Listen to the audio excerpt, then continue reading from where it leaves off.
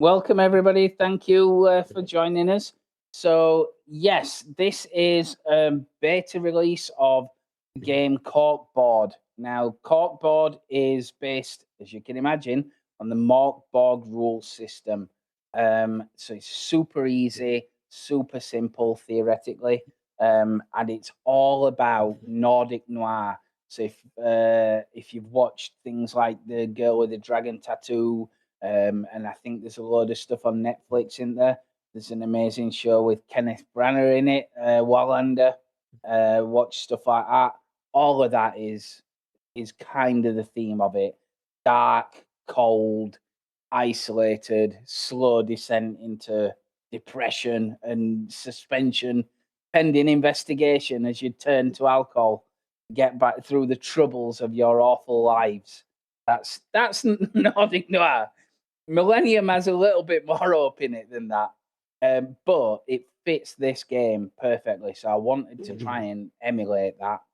So Millennium, for those that don't know, as you'll be able to see from the screen, it was a TV show that started in the mid 90s, and it came from X Files. It shares kind of the same universe, but it was all about one guy called Frank Black who had special abilities that weren't supernatural, or were they? They were kind of like riding a line, but he was basically able to put himself into the mind of the killer, and he frequently worked for a group called the Millennium Group that went and helped the police on tough cases, typically involving really messed up crimes like awful murders by serial killers and weird things by post-apocalyptic cults. So that's the kind of vibe that we're going for in this. And I'm going to try and teach you as best as I can the rule system as we go. I'll do it as we go, but we will go through the character sheet very quickly so you can understand what you're seeing and what you're looking at. So if you want to open your characters up, the main things to note, obviously beside your name, is at the side of your character, there are four main things: perception, agility, composure, and strength. Okay? They're just like Mork Borg, really. There's four stats in that. They kind of relate to that. Okay? But in this game, everything's an investigation. And it's built in the way of like fighting a monster. So it's going to spoil the illusion a little bit for me to teach you it, but I'm going to teach you it through the lens of fighting a monster. Okay. In Cork Bord, you can use pretty much any of them abilities. Okay. It just denotes how you're attacking it, right? And there is a little bit of a reference sheet. So if you're using perception, you're using it to do stuff like pinpoint, observe, understand, influence, coordinate, things like that. If you're using agility, you're dodging, balancing, bluffing, grasping, distinguishing, avoiding, stuff like that. Composure is undermine, endure, reassure, alleviate, things like that. And then strength is exert, force, pressure, coerce, dare, things like that. So if you're saying you killed that boy, didn't you? Then you're going to be using strength. Yeah. So you could use pretty much any one of them, and it will be a D20 plus or minus that rating. And then you have to get over a difficulty, and the standard difficulty will be 12. Okay. Yep. That will be like your attack. And we'll come on to what that means afterwards. Effectively, your health is called stability. And through each round, that might go down. And that's kind of like your mental well-being. And the further the case goes on, you'll start getting wearier. Okay. Effectively your weapon damage is like your determination, and it's called fabric in this. That's pretty much your weapon. It's your mental resolve and drive to get this case solved. Okay, an Yep. insight is like the what's the thing called in Morkborg? I can't Like remember what it's called in Warport. I can't remember.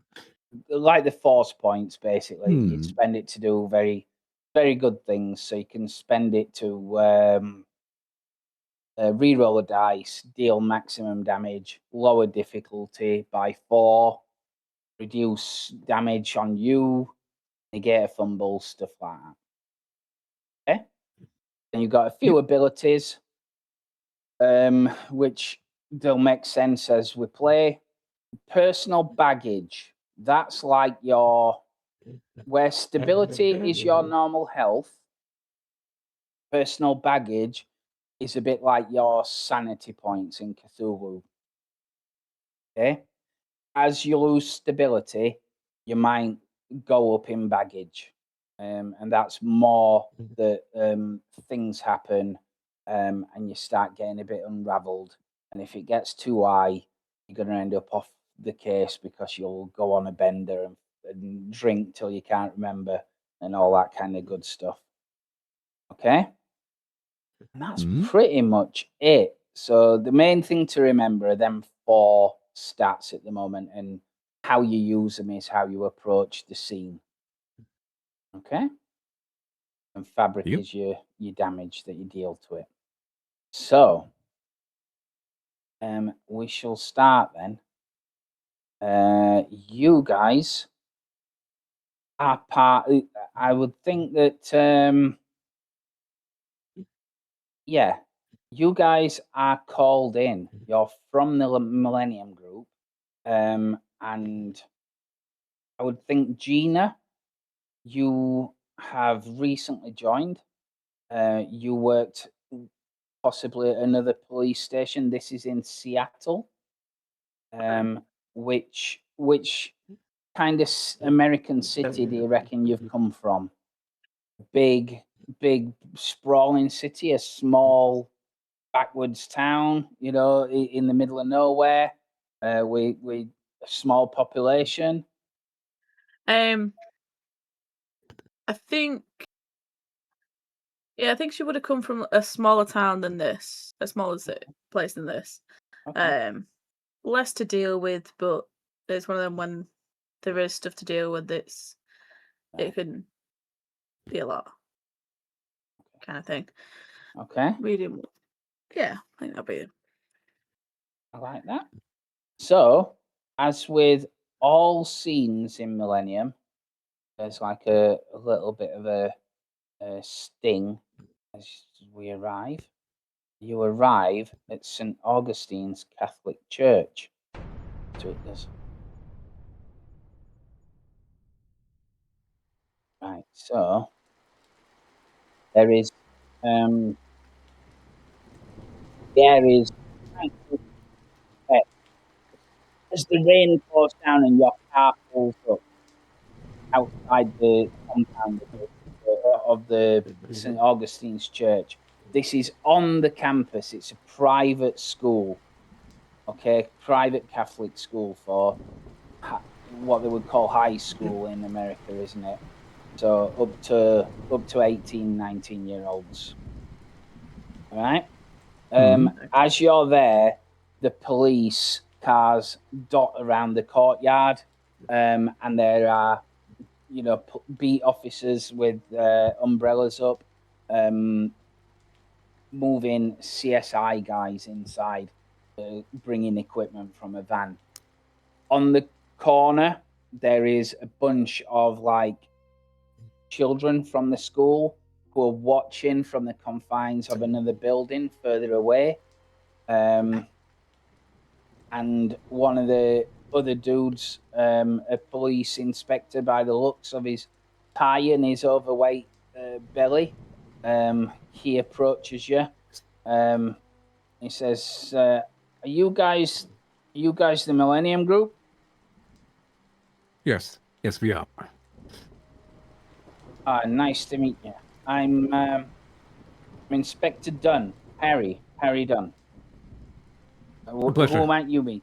They'll like Uh, reach his hand out to shake your hand, and he's got a latex glove on. And he realizes and takes it off. Yeah, give him a hand, chicken. I say, Joe Hayworth. Pleasure.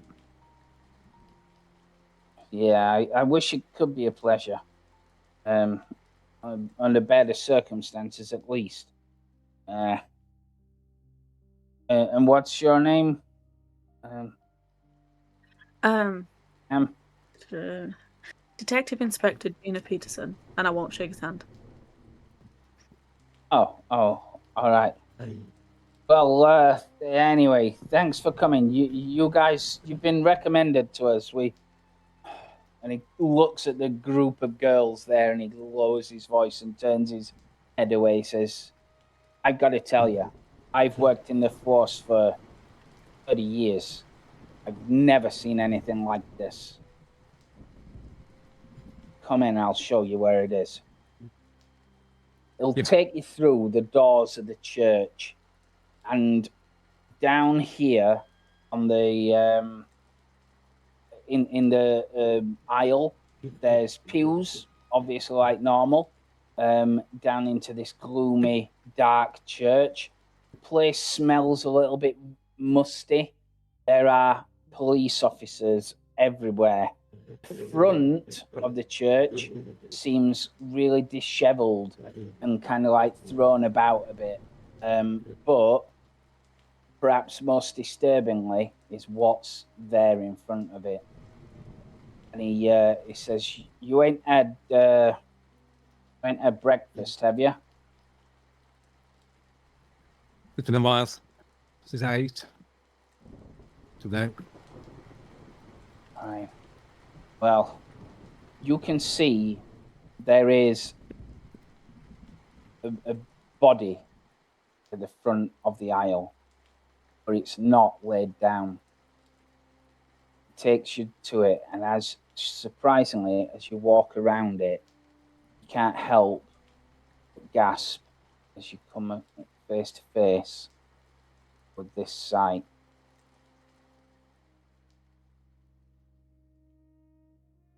Oh. Yeah. So this will cause what's called a trigger for a baggage check. Okay.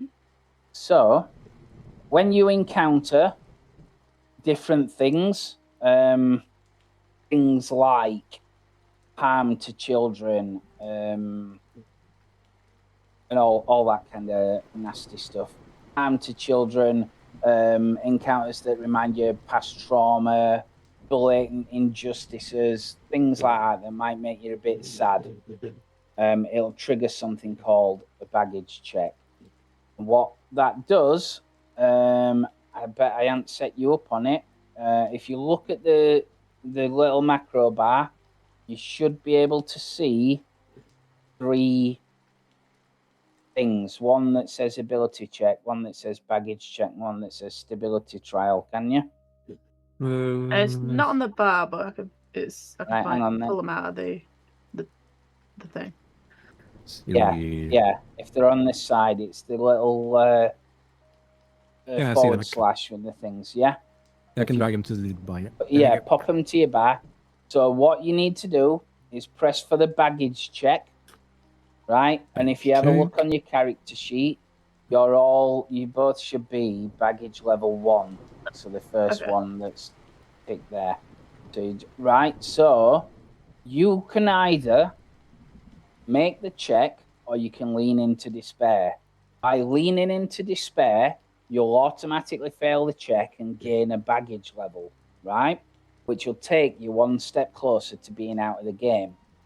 But the more baggage levels you have, the more you kind of resist future checks. So you get numb to the awfulness, right? So the closer to being out of the game you are, the more like armor you get. Okay. Okay. That's so cool. You can choose to try and resist it, or you can choose to lean into the despair of this awful thing. Okay, I'm going to try to resist it. So I'm going to play it safe. Okay. Let's see. Yeah, we'll roll this first one. Do I just Yeah, click OK then? Yeah, you should just click OK. Right, okay. Right then. Okay. Right, so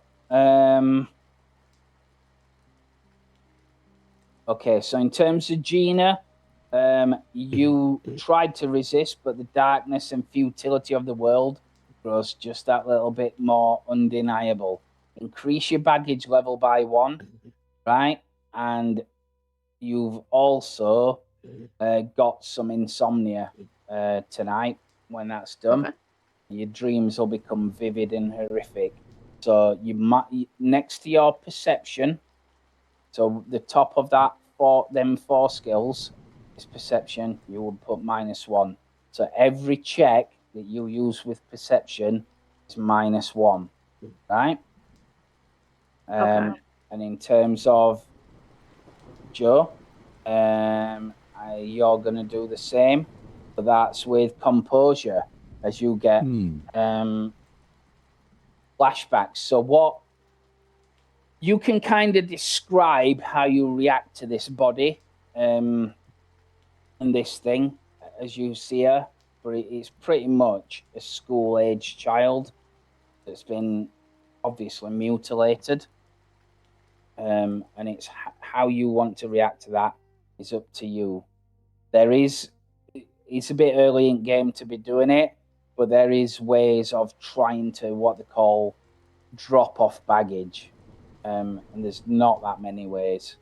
So you kind of have to live with it for the most part. But if you get desperate, you can try and reduce that a little bit. But for the most part, that's kind of where you are, and you're just like, that's awful. So how would Joe react to kind of seeing this body, do you think? Like he sees the body and he remembers from one of the case he had some years ago that gave him PTSD from that time, and he gets now flashbacks to that time. So he gets a little bit staggered back, but then he takes a deep breath and composes himself quickly, but he is affected by it, obviously, in his face. Okay. What about Gina? How would she react on this? I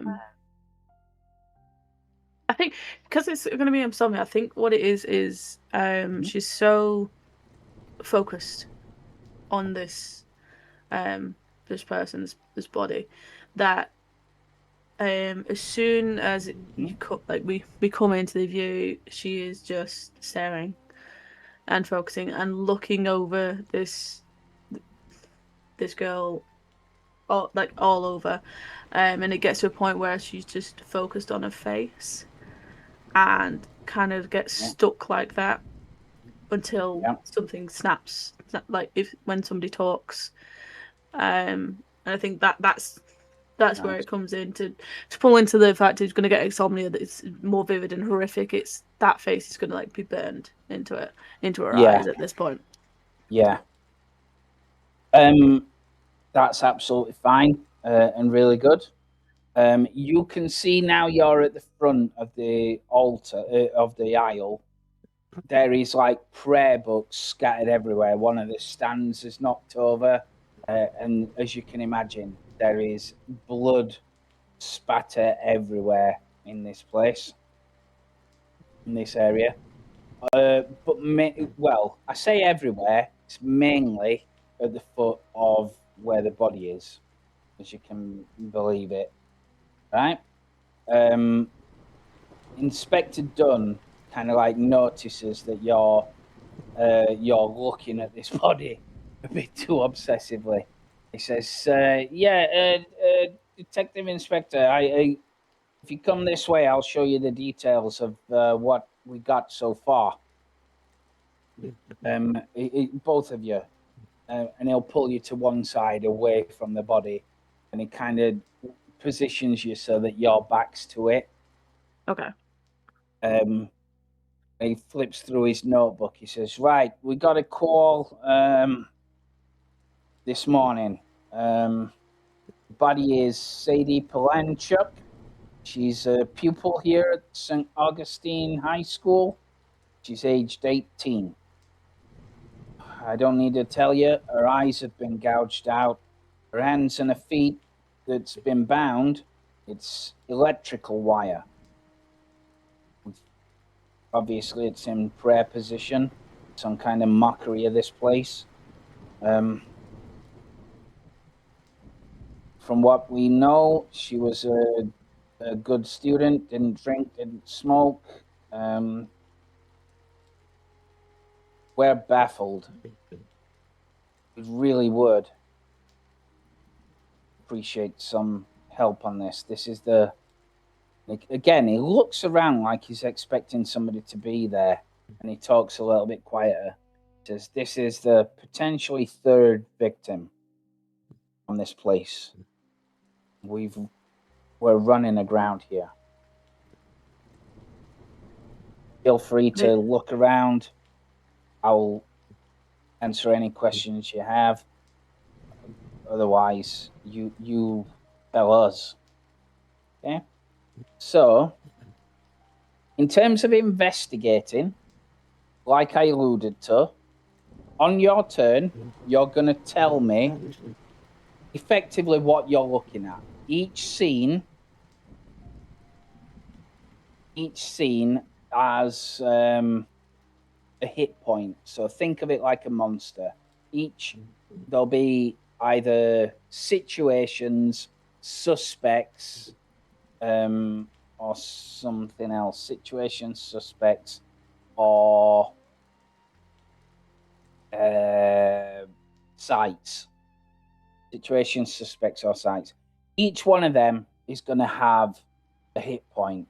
Okay? So it'll have a difficulty to it, and then you will attack it by telling me what you're looking at, how you're investigating it, stuff like that.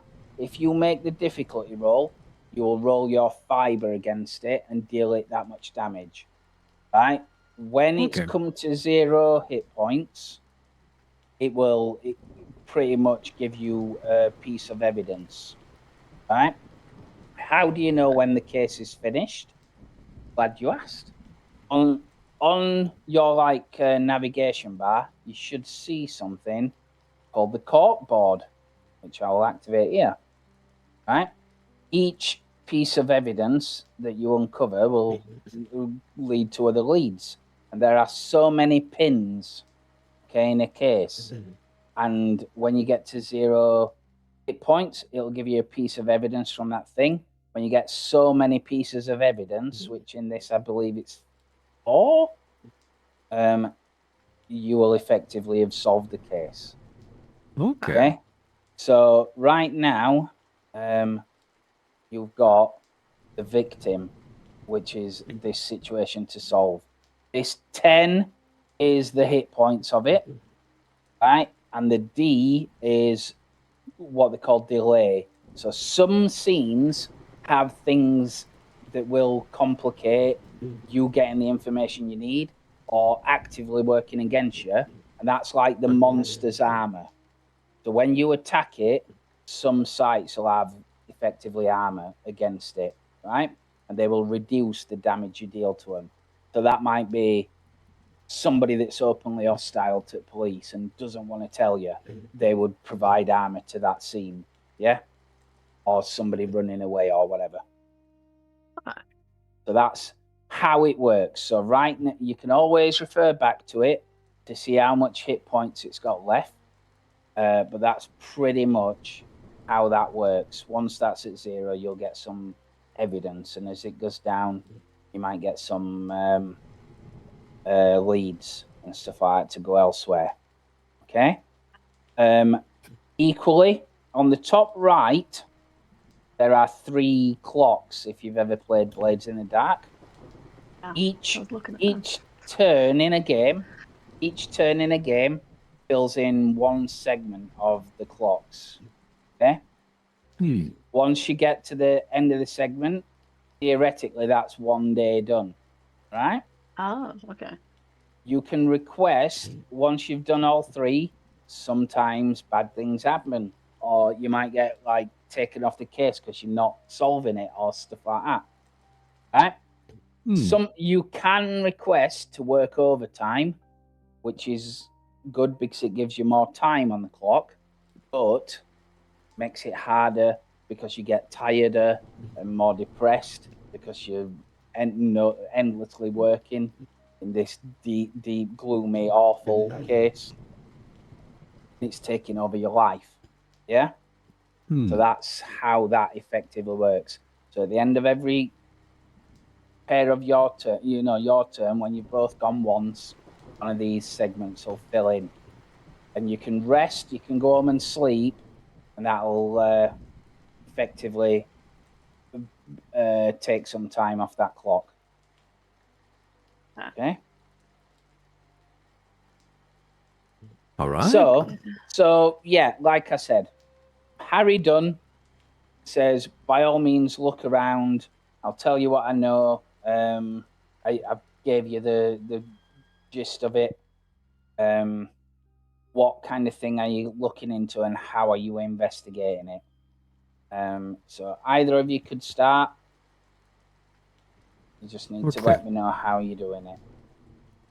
So what you can see, the girl at the front, so you can maybe examine her. There's the prayer books, examine them. You can look at the wider church, see if there's out there. Go outside. You can do pretty much anything. You can, send the body to the coroners and do an autopsy. You can do whatever you want. Traveling does not take time off the clock. Okay. Resting does. Okay. Okay. And you said it was only blood around the victim and the altar in this room. Is that just around the victim, like where it's dripped? I want to try to use perception to see if there are maybe some blood stains that has tried to be washed away towards the altar. Maybe she was not killed here, but somewhere else. So I want to see where. Yeah. Yeah, that sounds good to me.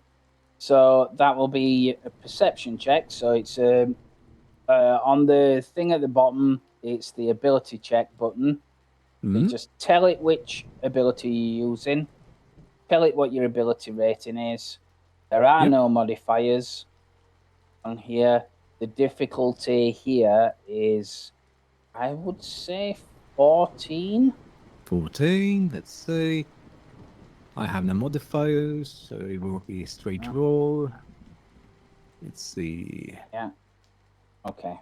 Oh, nearly 20. Yeah. So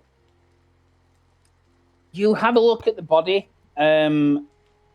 It seems like CSI are already around this area as well.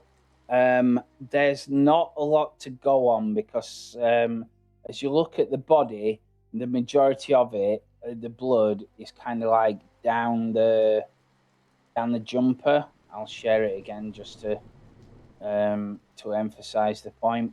So the majority of the blood is on the hoodie, and it seems to have come from the eyes. There's no other obvious external wounds, so the amount of blood loss from that is limited. So it's indeterminable whether it were done here or elsewhere. Okay. Yep. Right, Gina.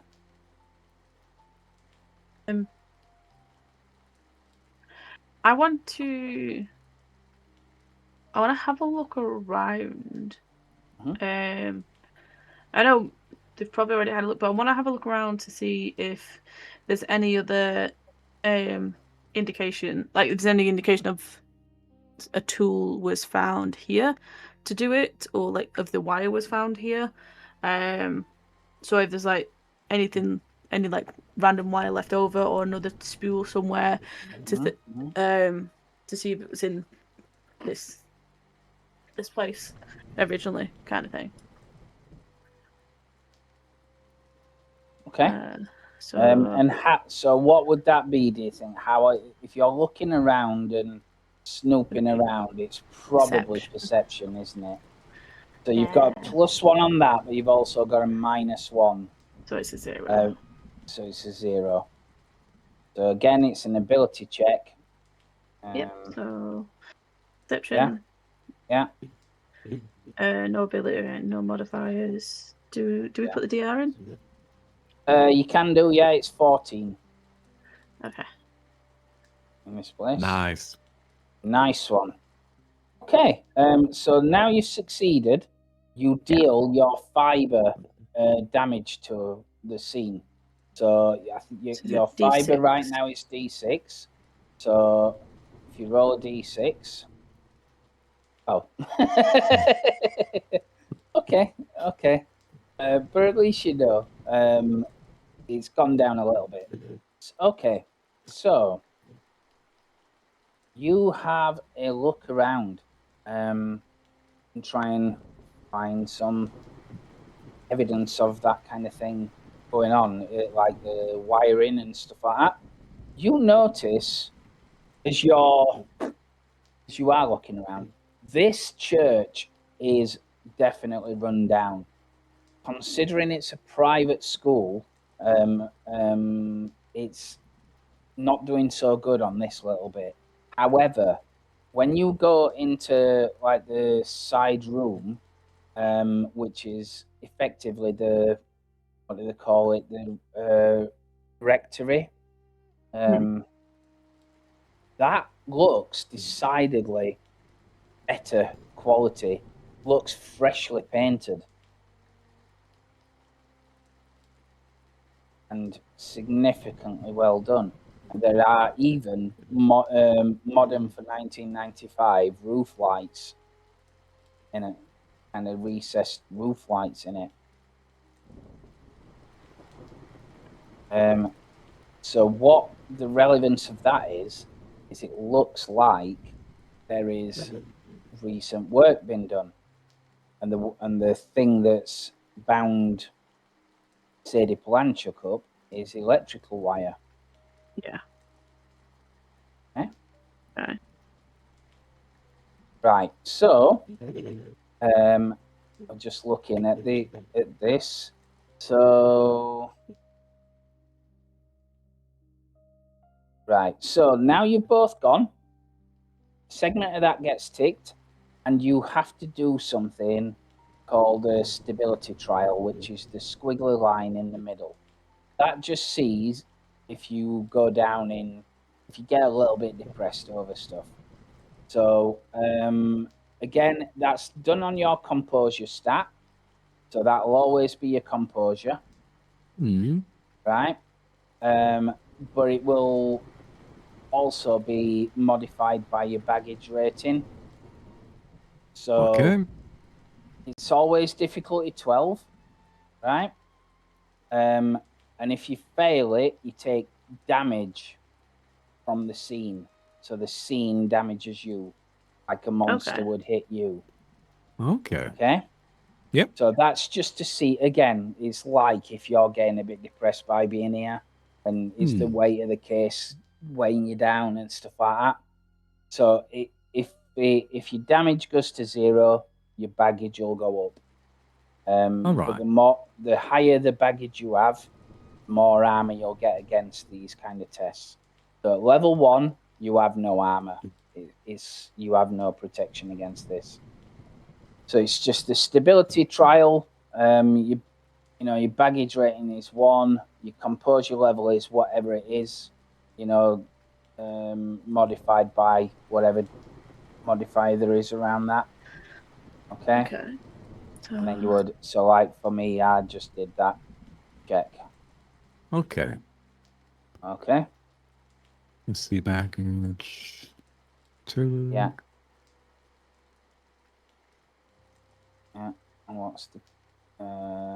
I think I clicked the trial roll. I thought that was the DR. I don't know what that means. 12 dice. Yeah, hang on. Right. Okay. Yeah, the trial is this. So, I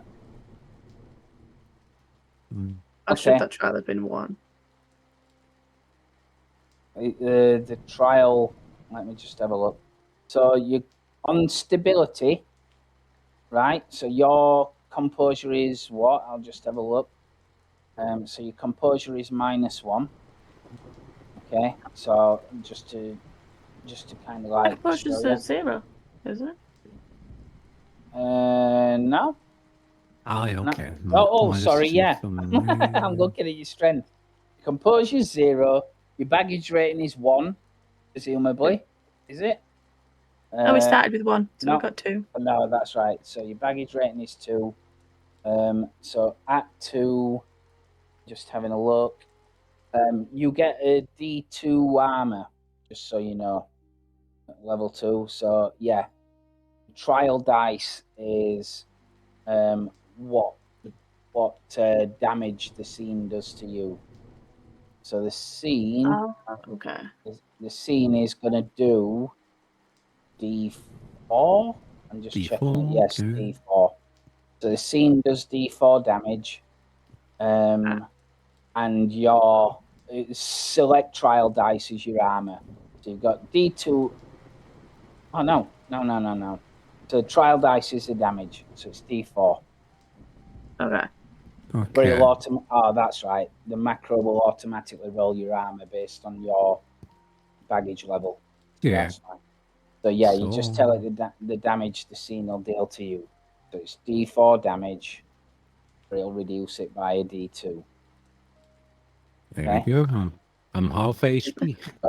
So in terms of you, Gina, you're fine. Right. And Joe, your misery deepens by 3. Yeah, so you take 3 damage to your stability. Okay? Yep. And that's fine until it reaches 0 stability. And again, there is things you can do, like taking a rest and all that kind of stuff. Yeah? So it gets to the next round. Another thing I'll mention is that you can, rather than both doing the investigations, one of you can help the other. If you do help, you don't roll what we've just rolled. You don't get damaged by the scene. Okay. You're also kind of putting your eggs in one basket. Yeah. Okay. So, like I said, it's indeterminable whether the damage to the girl was done at the church, but the side room has recent work done to it.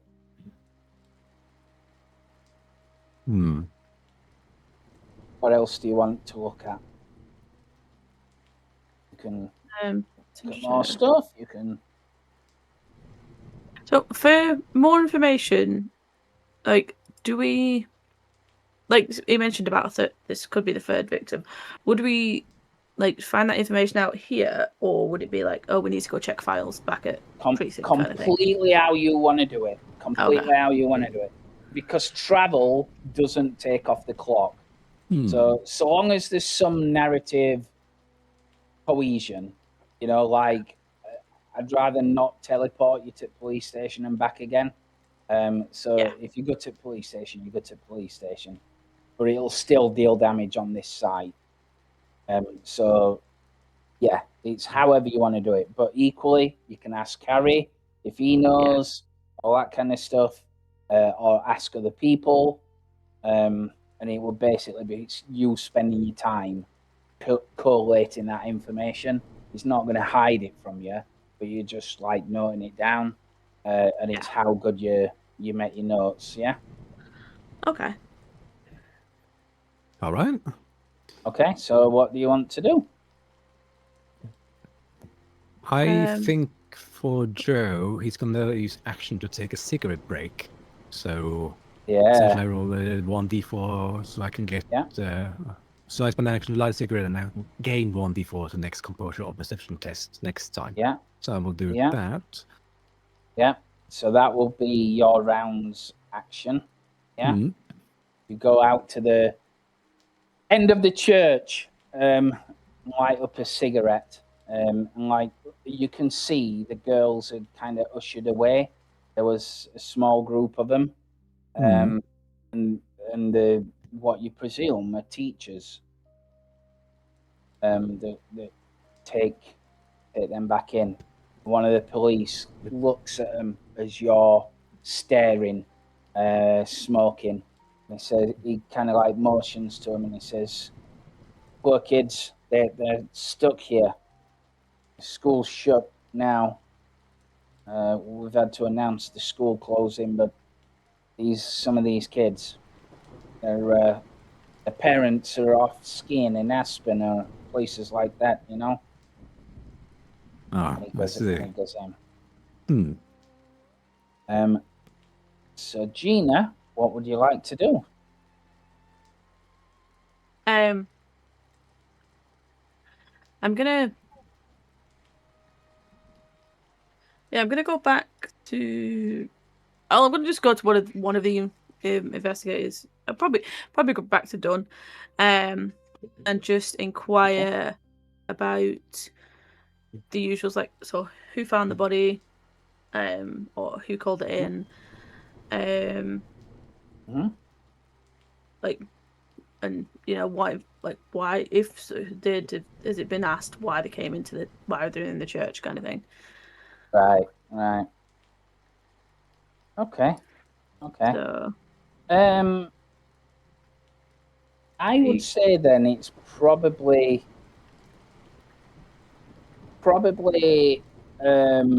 perception if you're doing that kind of thing.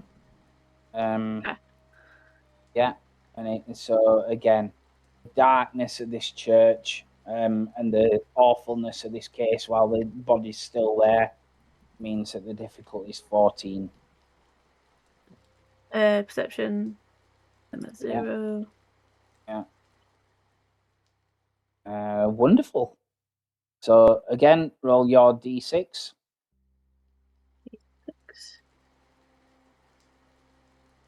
Oh, that's better. Oh, very good. That's a lot better. Okay. All right. So you were asking him like the background to the case and who else has been murdered and all that kind of stuff, didn't you? Yeah. So it's like, so who actually found it? Okay. Why were they in the church? And like, so were the other victims also found, like, exactly here? All right. Okay. So, he looks again through his notes. He says, "Right, the guy who found him, it's the vicar here, Father O'Connor. Found it when he opened up this morning. No sign of forced entry. The other victims, we've been keeping them under wraps so far. But obviously with this, we've had to kind of release some information and close the school. The first one is started about a month ago. It was a missing persons. A girl by the name of Rebecca Morris. She was 16. Gone missing. Rumors are, when we spoke to the other pupils and that, some say she went off to be with her boyfriend. But obviously we have to treat it suspicious. No sign of the boyfriend or anything like that. The second incident was a young girl, Talisha Durant, 18. Now this one is a doozy. She was found hanging from the basketball net in the school gymnasium. We never told anybody the total case details, but she was hung from it, and her eyes were removed. Didn't want to lead to panic, so we didn't reveal that level of detail. Okay. we officially ruled it a suicide. That's when we started obviously getting worried. And with this recent one, I'll be honest with you, detective, it's way over our heads.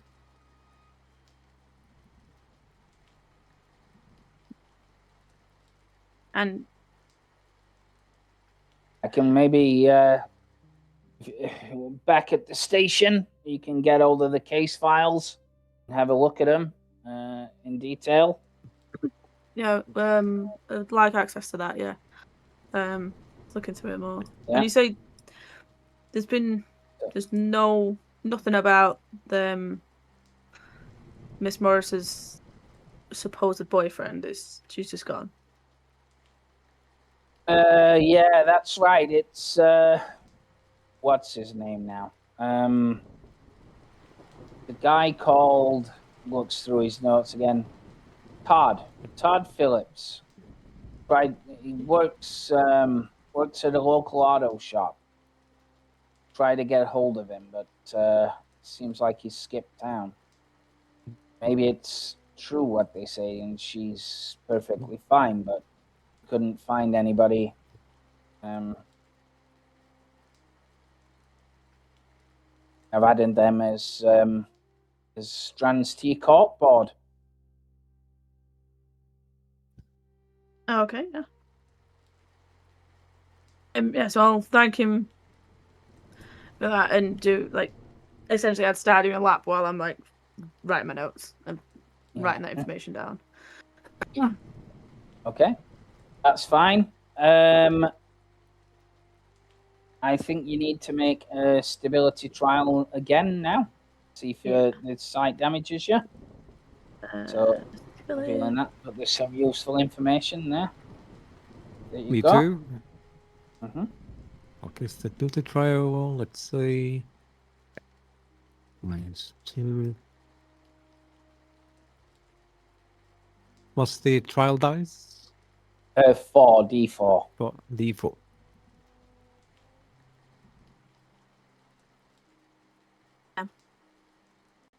Oof, So, okay. yeah. So the damp, dark rain clouds do nothing to lighten your mood, Joe. And especially seeing as the realization hits you that there's a clear killer targeting this school, and these kids are stuck now.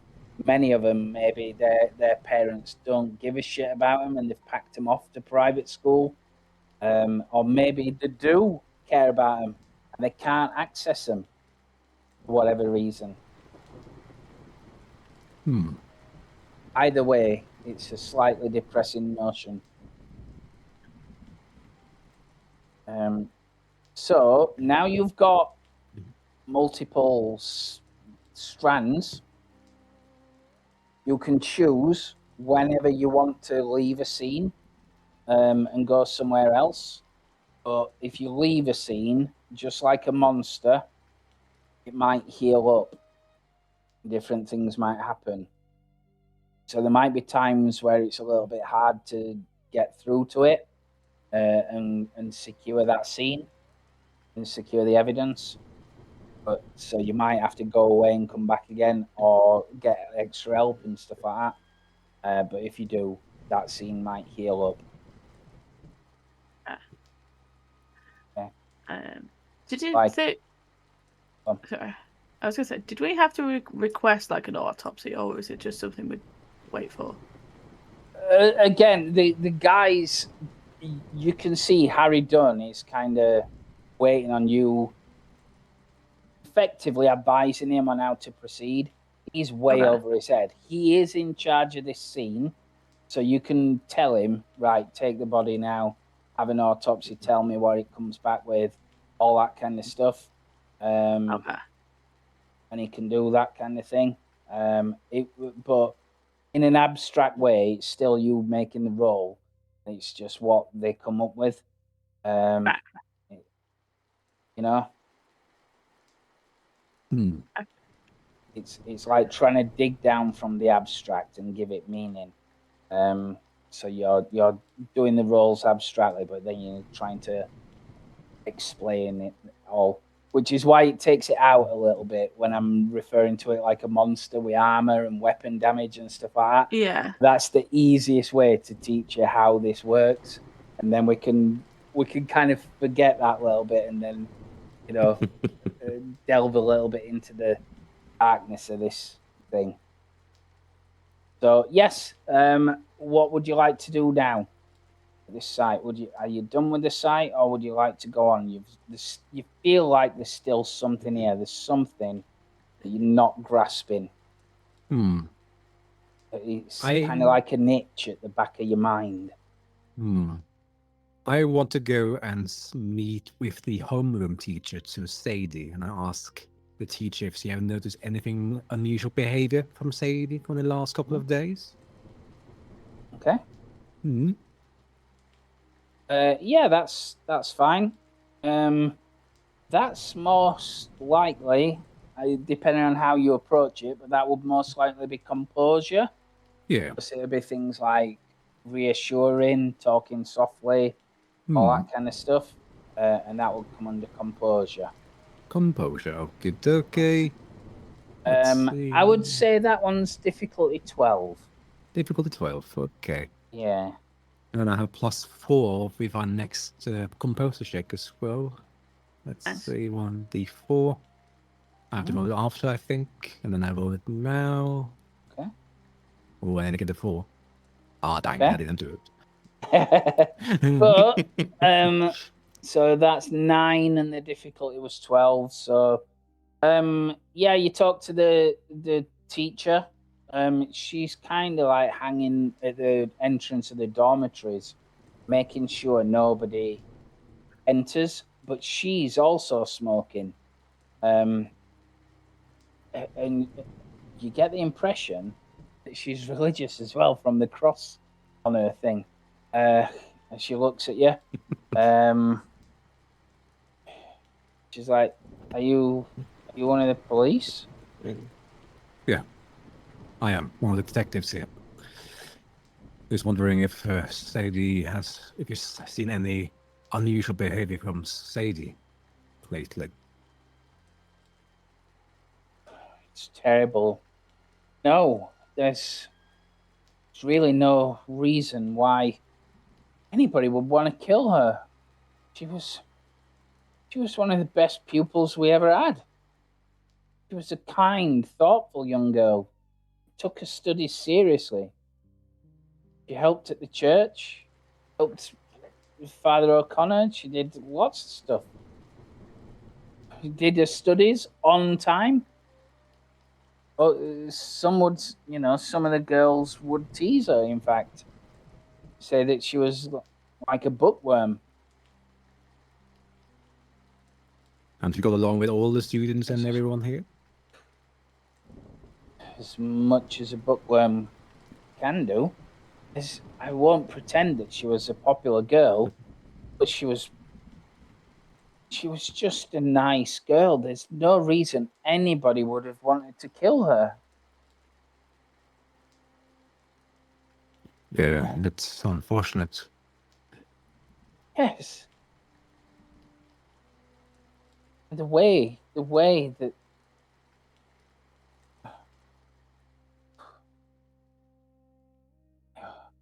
Yeah, I can see it's very difficult for your school, especially for you to lose one of your students like this very grotesque way. I promise you we will find who did this. I promise you that. Thank you, Inspector. Like, I don't say any words, like I just go, and then maybe I have still a little bit of my smoke left, and I go away. Away from that. No worries. What about Gina? I'm gonna give instructions to Inspector Dunn. And I'm gonna say, right, I think we're gonna need the autopsy done. We need a full report. And we want to speak with What's it called? Father O'Connell. O'Connor. Connor. O'Connor. Okay. We send him home. He lives off campus, but I can get you the address. Okay, yeah. Yeah. Yeah, we'll get his address and we can pay him a visit. Okay. What is there anything you want us looking for in the autopsy? I mean, it looks pretty straightforward to me. Well, there's so the information that each of us find, is it for the investigation as a whole, or is it just that person until we share it later?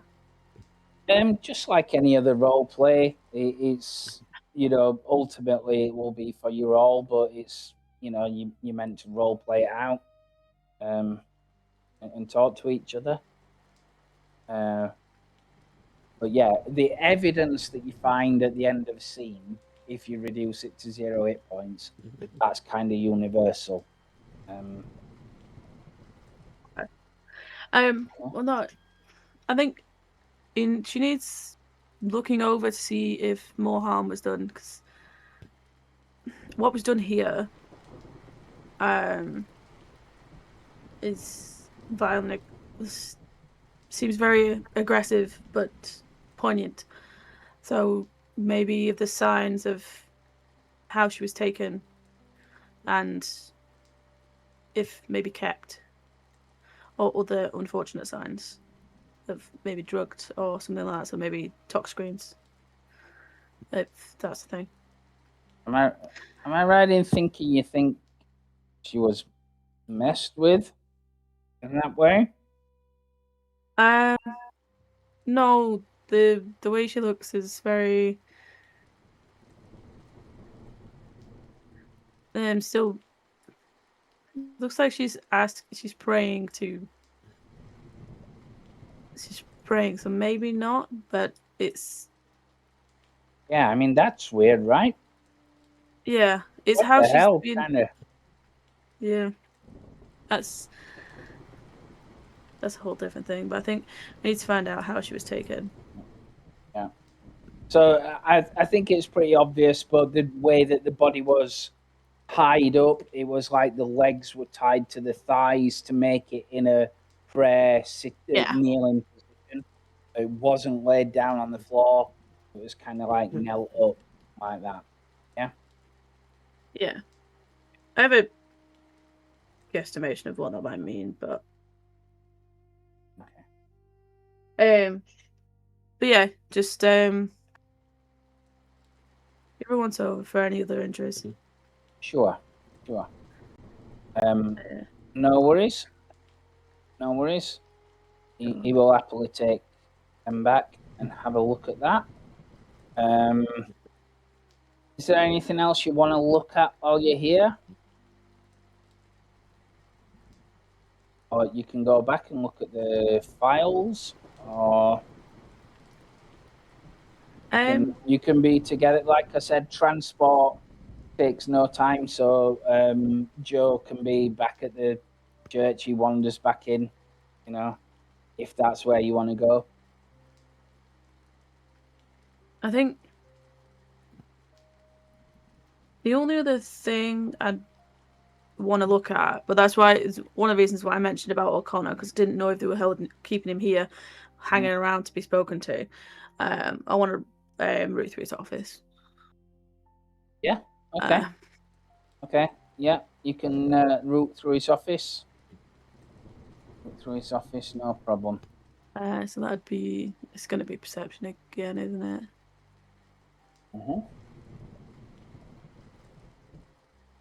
Okay. Yeah, it would be. Yeah, and that is 14 on that one. Can I use my... You can use your insight. So your insight, if you spend it before the roll, you can reduce it by 4, just so you know. So I'll let you do that if you wanted to have done. No, I was trying to. You can also spend it to re-roll a dice.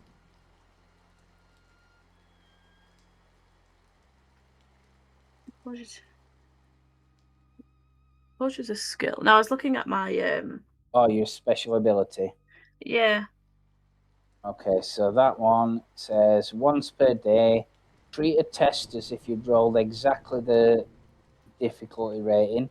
So as if it's exactly rolled at 14, record the difference of your actual roll. Next composure check, which is the stuff that you make at the end of the round, will have a plus difficulty rating equal to that. Oh, difference. I thought that was the skill one. Oh, that makes it very different. Yeah. Oh, okay. Yeah. So it's like you succeed when you need to, but then you're gonna probably be getting a bit depressed after it. Yeah, because that would add 12 to the difficulty rate. Yeah. Okay. Yeah, no, I don't want that.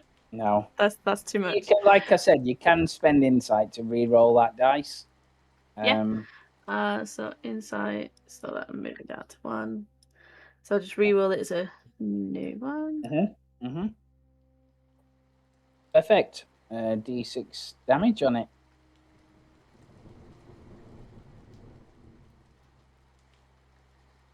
Ooh. Oh yeah. Okay. All right. So you look through the room, okay, and I'm presuming you call Joe in to have a look as well, and go through all that kind of stuff. Yeah. Go through the files. Everything seems neat and orderly. He's a neat and orderly kind of guy. There's things like invoices for building materials and stuff like that. On it is an invoice for electrical wire, believe it or not. As well as things like plaster, and nails and all that kind of stuff. There's also files in there in a filing cabinet of students as well. Then they're not just like academic files. They're kind of like, how would I put it, parishioner kind of files, personal assessments, things like that, like his opinion on how they're doing and all that kind of stuff. You get the impression that that's what they are.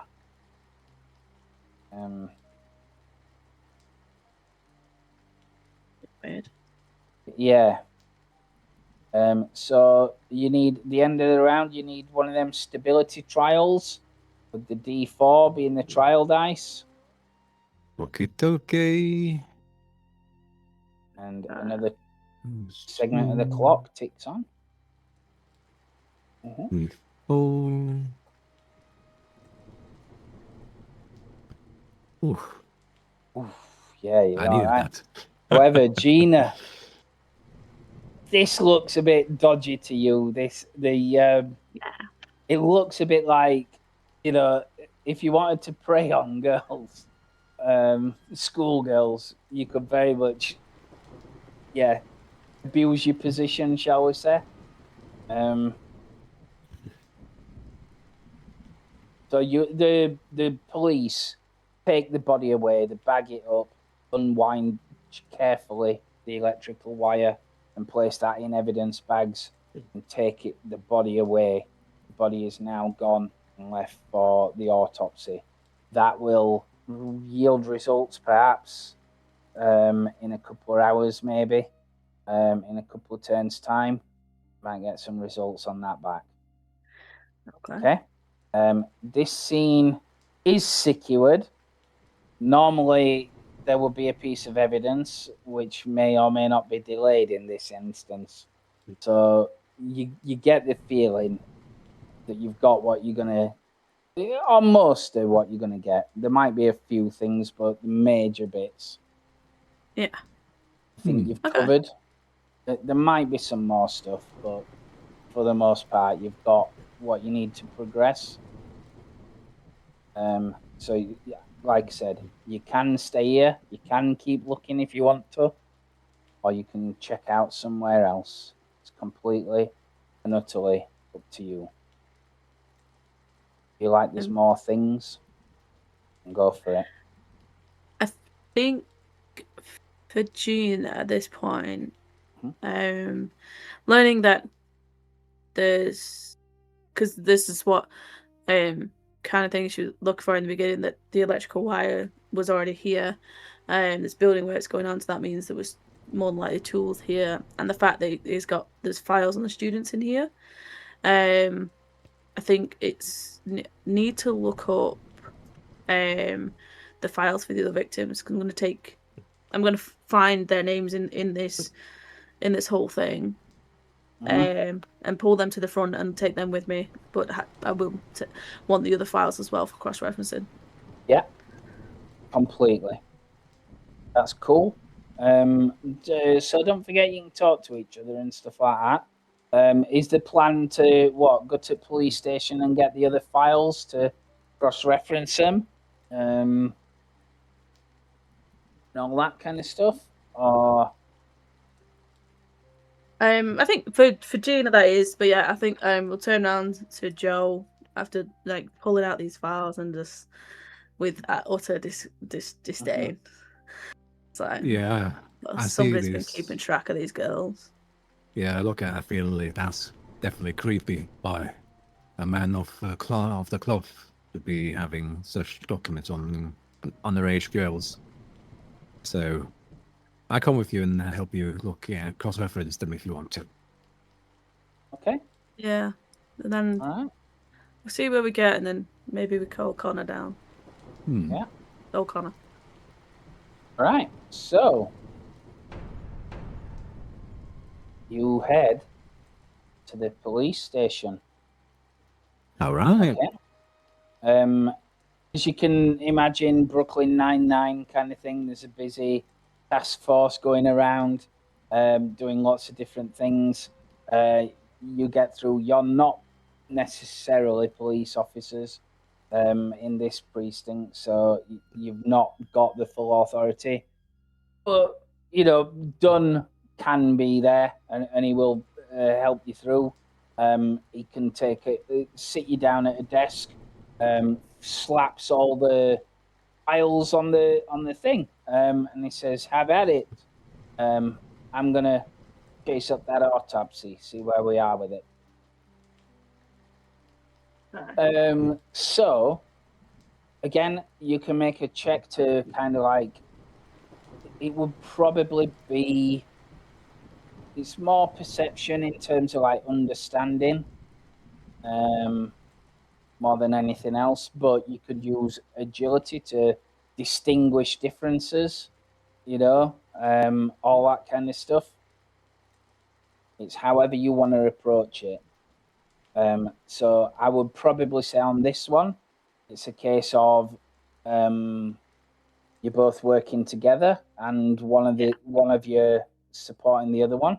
If you support, you gain a +2, right, to the check, but you can either deliver +2 to the skill test or +2 to the damage roll.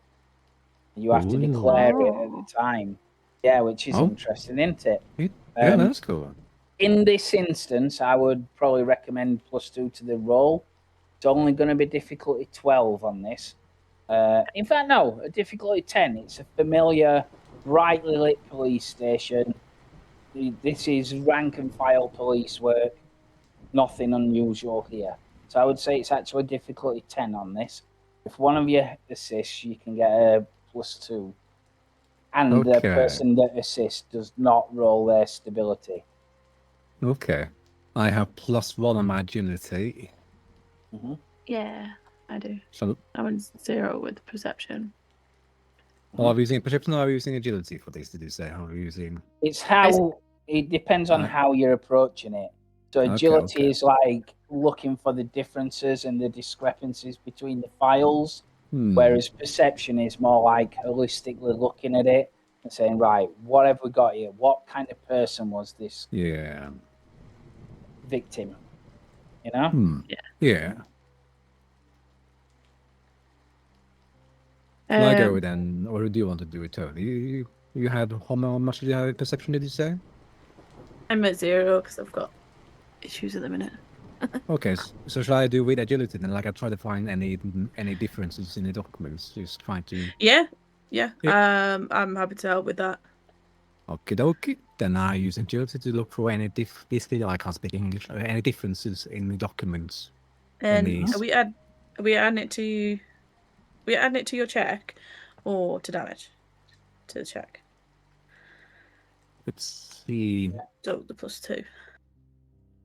I Yeah, would, so he's on because this is not a distinguished site, I would add it to your roll on this instance. But normally you would have the choice. I would say it's better to do it on that one. Okay.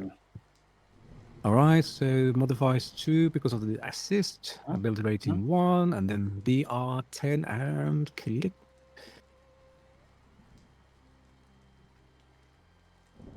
All right. Okay. Nice. Perfect. So rather than dealing damage, this is kind of what you find. So you have a look through. You're looking for the differences, the discrepancies between like the police files on them and all that kind of stuff. Their personal details, all that kind of stuff. Yeah. Yeah. Yep. Okay. So looking through Father O'Connell's kind of files, the first thing that you understand is that Sadie Palanchuk is not in them at all. Okay? But the other two that are victims supposedly are. Okay? One of them is Becky Morris. Now this is Becky Morris. Her profile picture in Father O'Toole's is more O'Connor's is more neater. She's, sat down on a chair, things like that. This is like her rap sheet picture as well, and a picture from her family. She's had a couple of run-ins with the police. Okay, the case file tells you pretty much what Inspector Dunn said, that she's run away. Witness statements from other pupils kind of suggested that she was seeing Todd Phillips. The interesting thing about Todd Phillips is that he's in his 20s. She is 16. It mentions the possibility. It just says pregnant ? Oh. Okay. You get the view looking at all this holistically and spotting the differences. She's clearly a rebel. And the welfare check that Father O'Connell kind of puts in O'Connor is that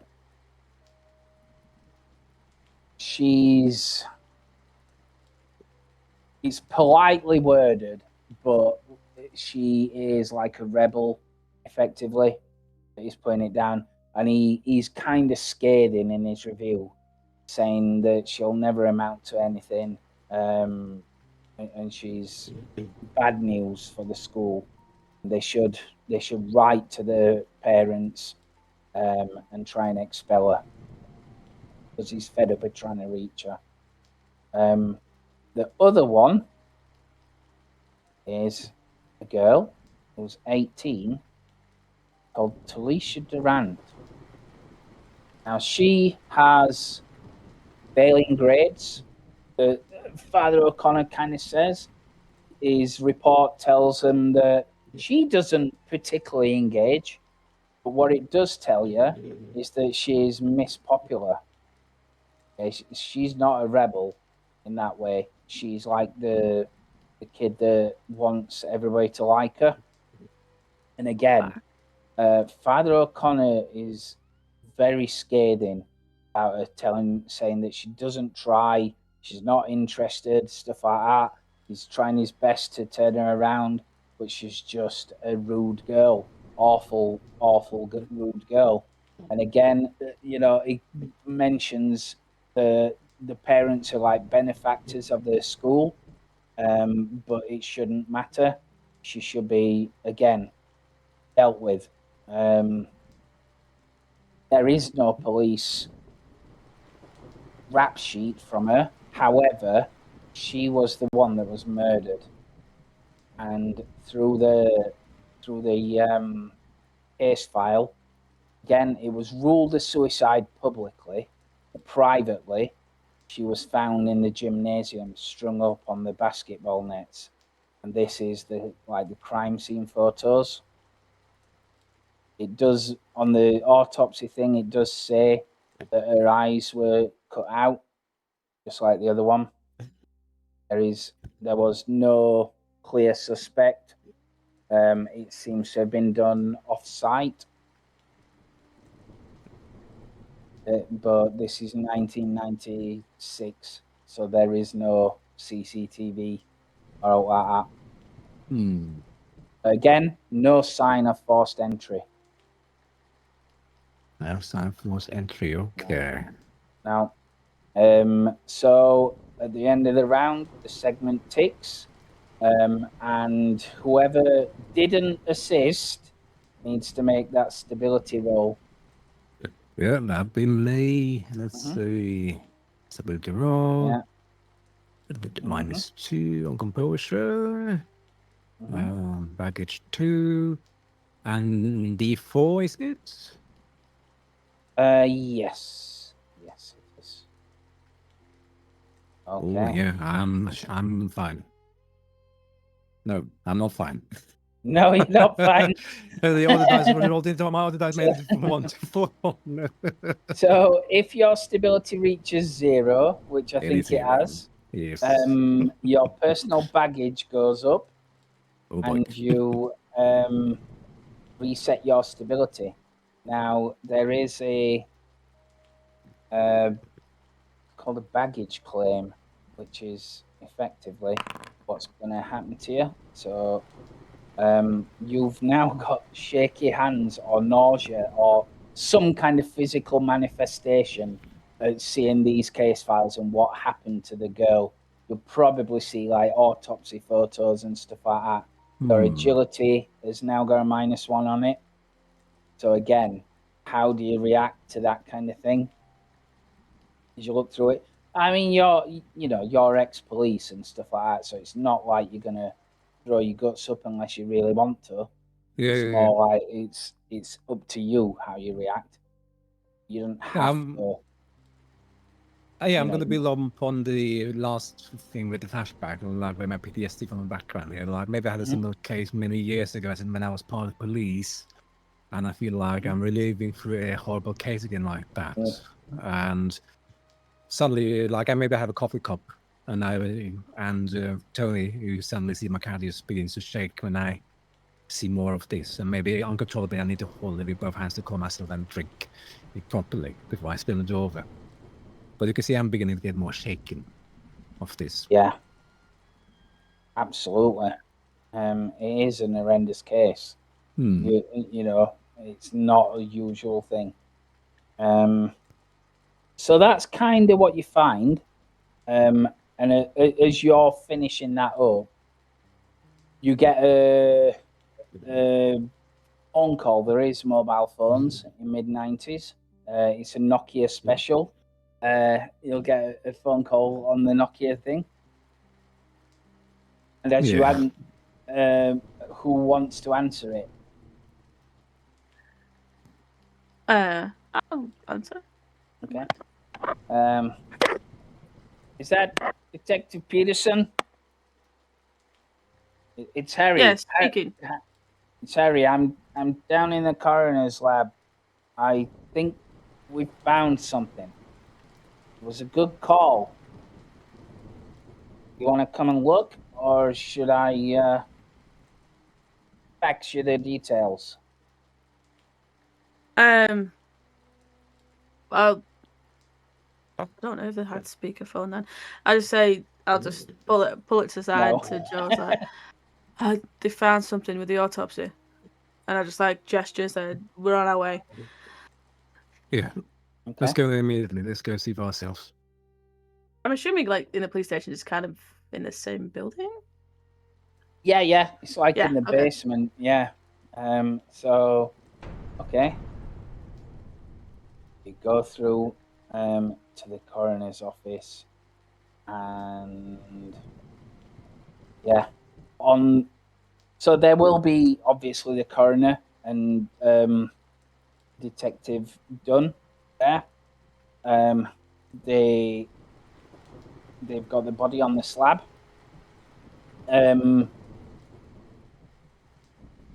And the coroner guy, he's quite tall and lanky, middle-aged, looks fed up with his job.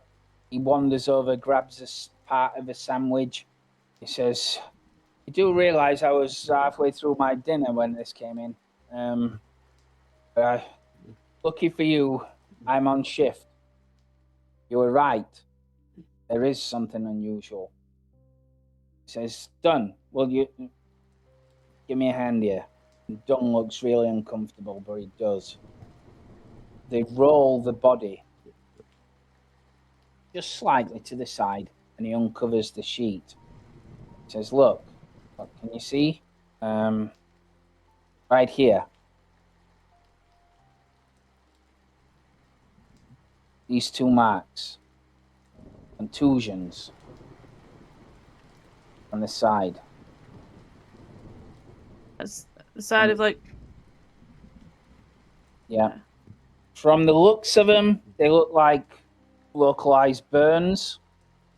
At first, I thought they were self-harm, cigarette things, but they're not. Don't know what they are. It's unusual. Could be some sort of injection marker. Did he get injected by something? Possibly. It doesn't look acidic. It looks more like if you put a lighter or a cigarette or something like that, but you would expect scabbing. Depends on how it seemed to have been done close to time of death, which was early hours of this morning.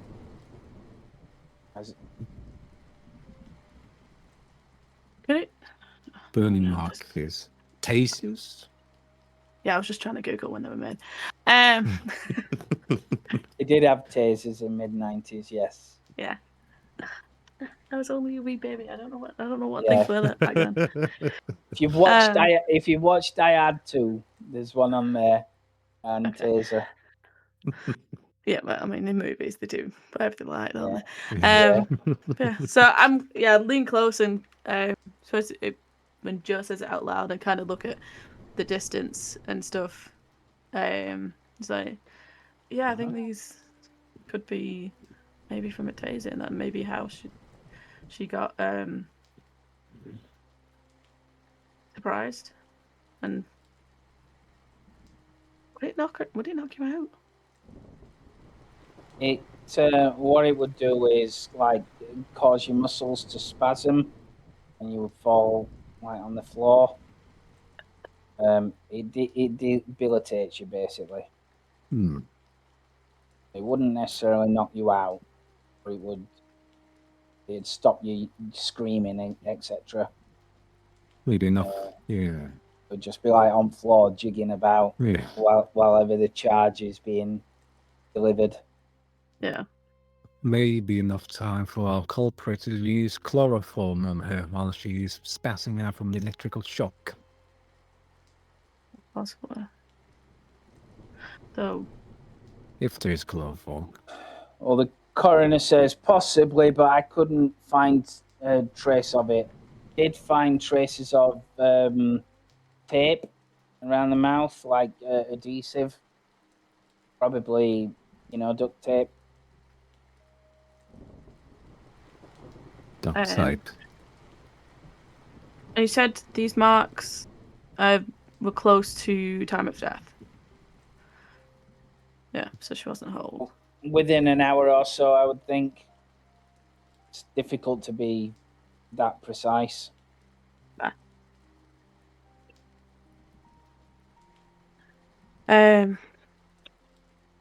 Yeah, and so that's this was your first piece of evidence.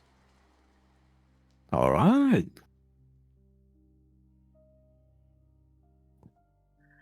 okay.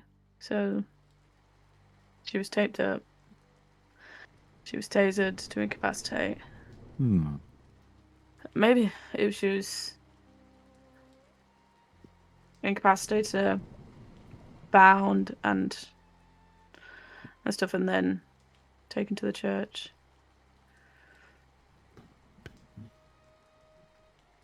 Yeah. Okay. I have a little theory. Uh-huh. I think we need to speak with O'Connor. I agree. Because you found, did you? I think maybe you told me this maybe by now. You found a shopping list by the electrical cable and a tape from that list from the father. Yeah, so that's would have been with all the when we collected the files from the office. So we would have saw that as well. Yeah, I mean, but also like the way she was, the word? The way she was like portrayed. Yeah. I don't know in the state we are in, is there any like license carry for tasers in the state we are in? I don't know. Well, so, what would tend to happen is they're in America, they're kind of like available for personal defense. Some women carry them in the handbag and stuff like that, but they would be like a little. They're not like the fire yeah, the bit thing, like touching the it, little hand thing. Yeah. Yeah. I mean, the wire things do exist, but they're more like police and army. Yeah, they're more police and army. Yeah. I'll just like nod to the coroner and say, "Well, thank you." Yeah, I think if that's all that was found, then there's got to be. We need to speak to O'Connor and figure out who else she was coming in contact with. Yeah, I agree. The fact that she's the one that he doesn't have a file on. That'd be strange. Yeah. When we were looking through the files, was it just like their 3 files that we looked at, or would we have been able to look at all? He's pretty much got files on a lot of the students. I would say with the check that you cross-referenced with the student roll as well, enrollment thing. He's probably got 60% of the students' files. Okay. Was it all ones with scathing reviews? Yeah, they're not all scathing, but they've all got needs. Like, yeah, there's nobody in them files that are like, yeah, they're brilliant. You get the impression that he's seems to pick up that he's like in charge of their moral and spiritual well-being. Okay. Because it's a Catholic school. Yeah. Okay.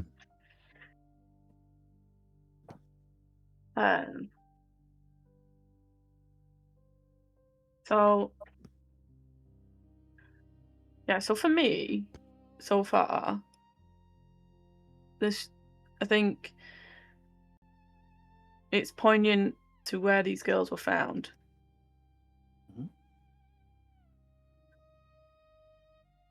But Sadie is very confusing because Talisha, the popular girl, she was put on display. Hmm. The rebel just straight up gone missing. Yeah.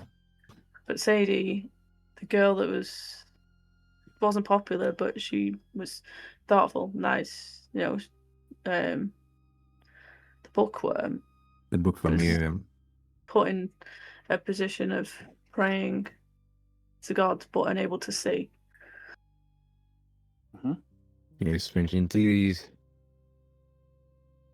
Hmm. I'm looking at the examiner and ask if did you find any DNA evidence, any hair strings or anything from fingers or nails on the victim? Good question.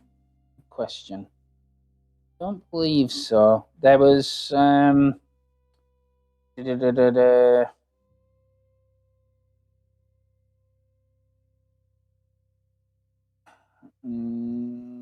contusions.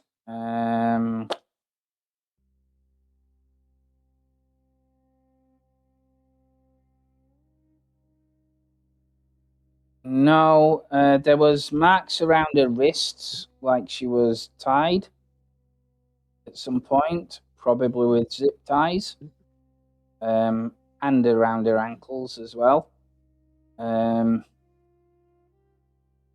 Could have been the electrical wire. It seems like cause of death was shock from what happened to the poor girl. But no, I didn't find any kind of fibers. There was some kind of dust around her on her clothes, but I just deal with the body. Some kind I of would have dust. to go to forensics. Yeah. Yeah. Like, I don't know, like plaster or something. I want to have that dust with me and bring it to the forensics just to examine it. Find maybe about origin and what material it could be from. Sure. Yep. Okay. Yep. So you're taking the like the jumper, the hoodie to forensics. Yep. Yeah, that's cool. All right, and getting them to examine it. Yes. Okay. I would think that might be agility. I'm just having a look. It could be agility or perception again. It could be either one of them. So it's up to you on which one you do with that. Yeah, I feel perception fits more for the forensic test, I think, because I'm trying to look for anything. So, and now is zeros and no rating, no modifiers. And what's the DR? Again, I would say it's 10 on this one. It's a young guy with curly blonde hair. Seems like he's freshly qualified. He'll help you through the thing with a microscope. Say what do you think we're looking for, and go through the thing. Okay. He seems quite nervous. Okay. Let's see perception, and there we go. Okay. Nope. I want to use my insight to reroll. Yeah, that's fine. So insight to one. Let's see. Perception, digital, and roll again. Oh, I'm very unlucky today. Unlucky. He says, look, this is kind of like my first week here. I've done every kind of test I could imagine on this thing. It's plaster. It's plaster. It could be, a million houses. Like some houses are old and the plaster does soft. Some houses are new and they get new plaster. I don't know which is which, I'm afraid. Plaster's plaster. Especially when it's wet, like Seattle. I can't tell if it was damp or not. Okay, do you have any mentors or anyone else works here longer? Yeah, I've got. Can ask Sarah, but she's gone for the day. You might have to try tomorrow. No. A shame. Then I will try to Yeah. come back tomorrow. Then if you can keep the sample around, Okay. or maybe even check it for me for tomorrow and see and call me about it. Okay. Right, Gina, what do you want to do for this part of the shift? You don't have to do anything. You could have just gone along with him.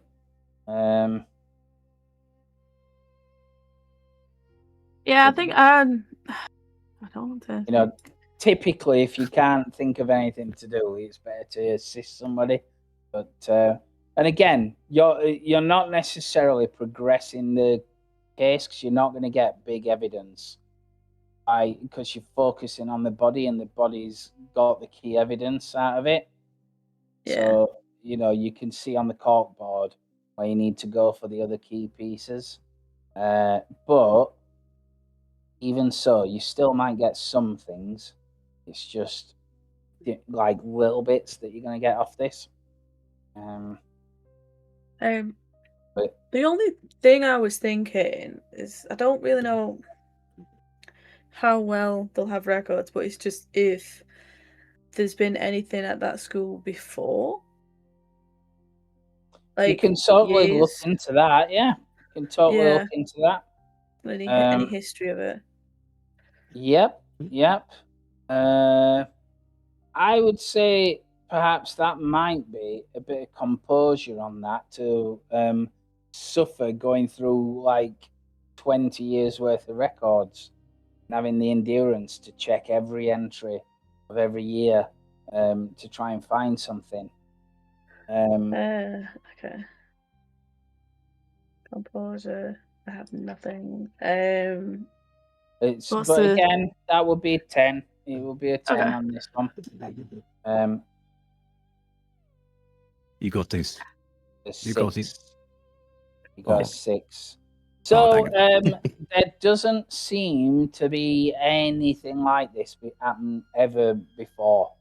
It's quite a well-regarded school here.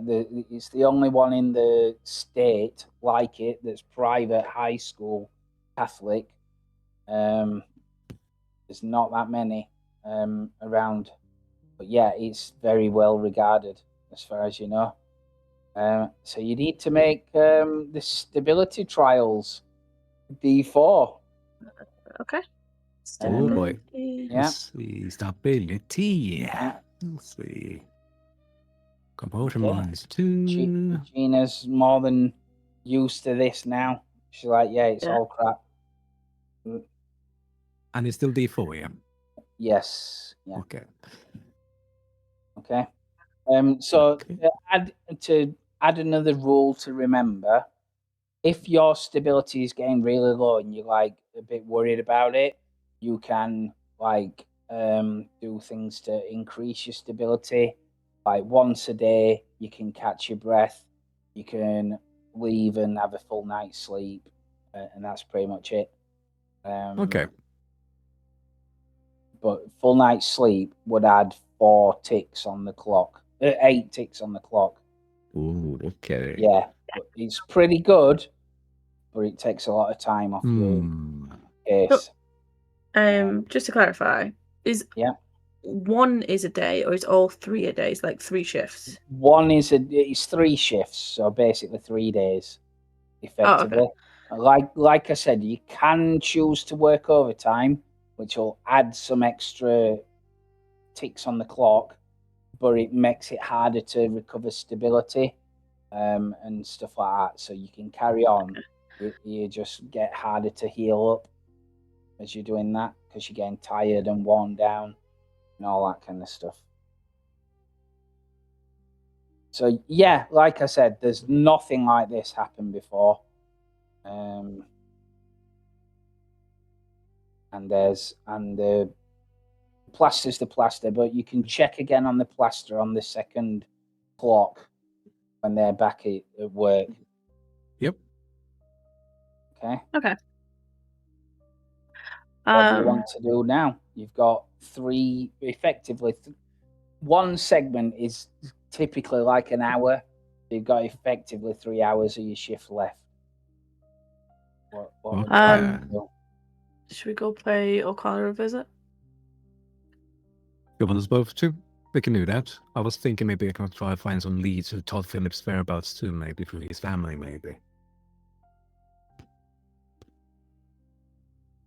Or what do you think? Shall we both go to O'Connor's, or shall we try to split up maybe and try to recover by the ground? I think we'll go together. I think We go together. Yeah, I think I'm finding out information about Todd first, actually, before we go to O'Connor.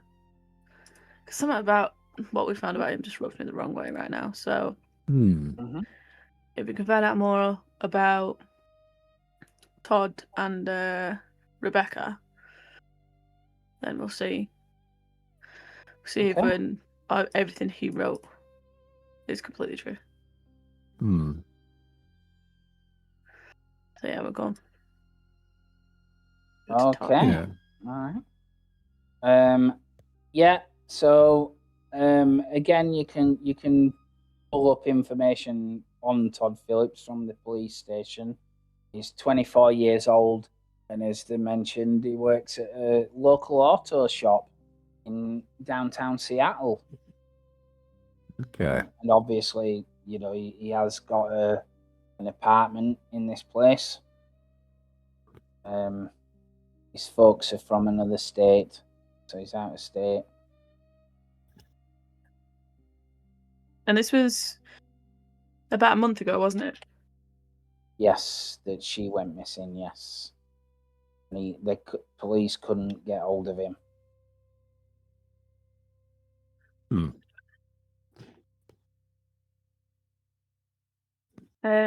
where do you want to go first?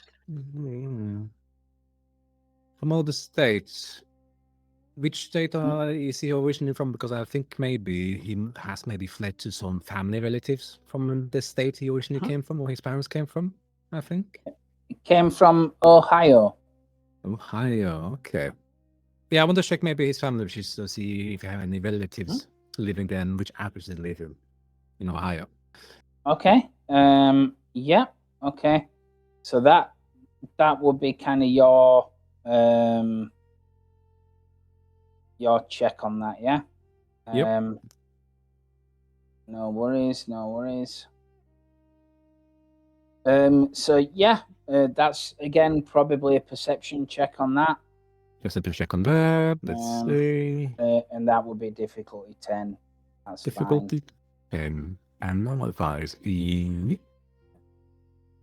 Oh, okay. Nice. So when you roll a critical like that, everybody who's present in that area kind of gains a breakthrough, so you gain an inspiration point for that. Oh, okay. Nice. Is inspiration insight, or is it something else? Inspiration. Yes, insight. You gain an insight point. Yeah. Nice. Yeah. So you check on his like family circumstances and stuff like that. You'll find out that his family are devout Catholic. Okay, devout Catholic. Yeah. Yeah. Yeah. They are they're not clergy, but they are involved in church. You know, you can find police searchers will turn up like their names on the church groups in Ohio and stuff like that. You know, they attend and you can see very easily they're like involved with the church. Yeah, and you've got their address, you've got their number. No problem. All right. Yeah. Okie. Okay. Yep. What do you want to do about it? What's Well, what I want to do, maybe I want to give them a phone call later on. Just ask some questions. And Gina, what would you like to do? I'm looking up on his apartment and finding out, obviously, essentially where that is, and if in their records they've contacted the landlord to check any situation about that. I don't even can. If I need to make phone calls, that's fine. But essentially, I'm trying to find out if the apartment is paid up, whether it's like being rented out elsewhere, and what his history with it was. Okay. Again, that would probably be difficulty 10 on that.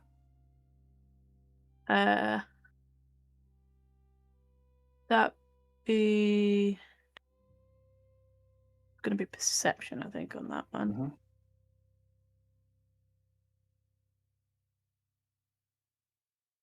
Right. Okay.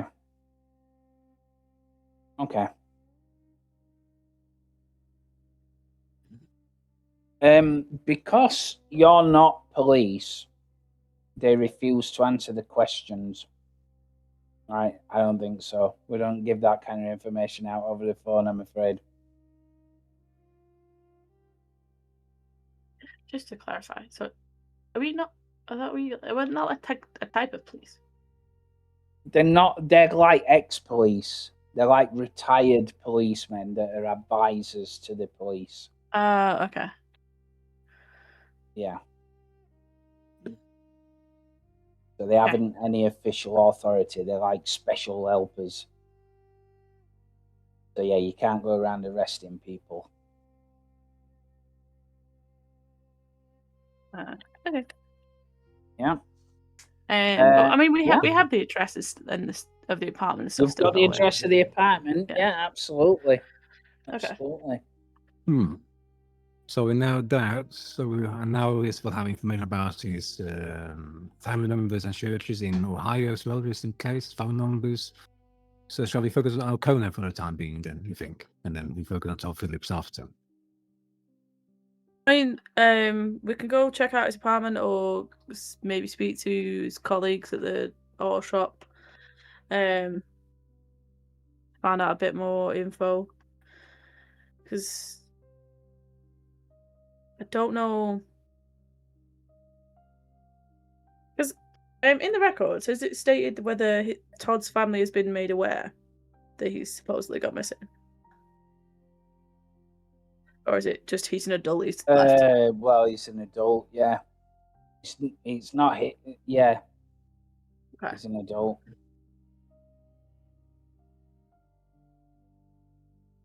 Okay, yeah. It just says that they couldn't get hold of him, so they haven't been able to ask him questions. What we could check with his co-workers, because I feel like a tape and maybe an electric cable will be maybe a common thing from my auto shop as well, because cars have an electric cable and all that.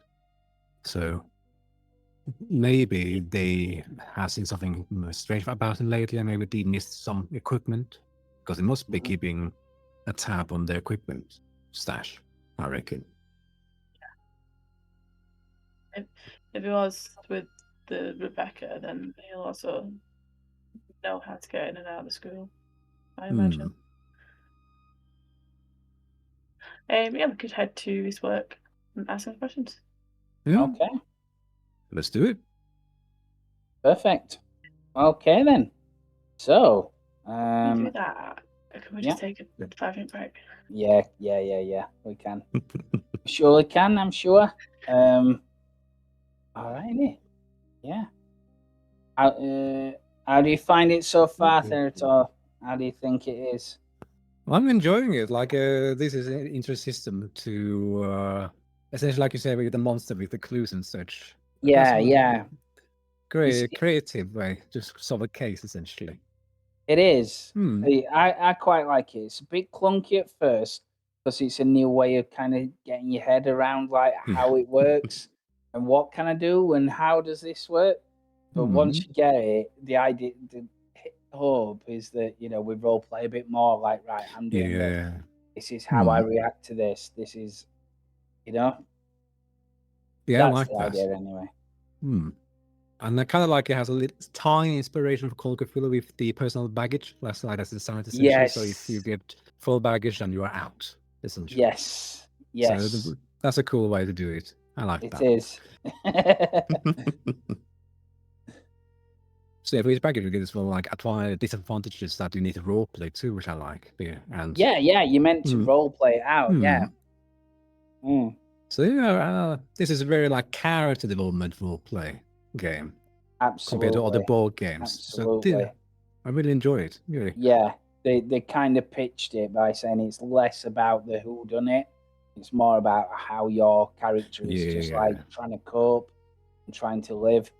It's more prominent if we were doing proper Nordic Noir, because you can imagine there's like, you know, dark nights in like icy tundra and all that kind of stuff, and skeletal trees and all that. So you can do a lot more with the kind of atmosphere, you know, and things like that.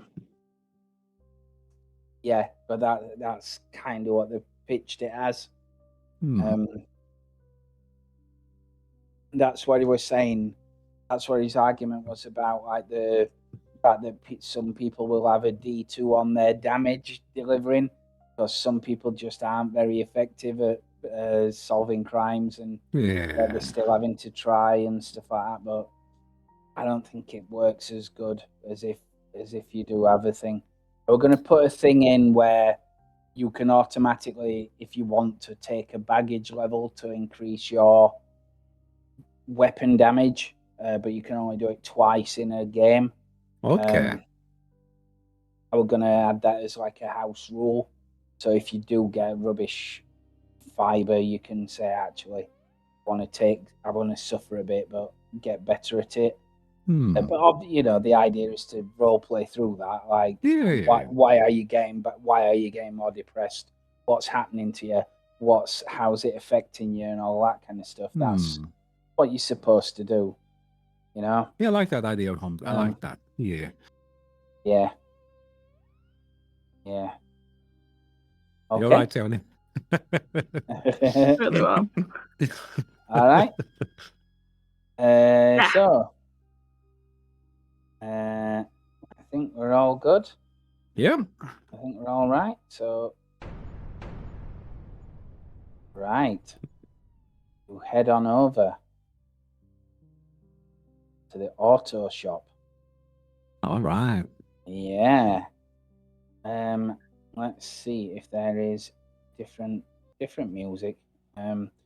So yes, you get there. As you can see, it's dark and grimy. It's on an isolated back street with all decaying warehouses and stuff like that. The paint spills and graffiti is all around the streets around it. As you go in, you can see an old gruff guy with dirty, oily hands working on a car, and he notices you as you walk in through the main doors,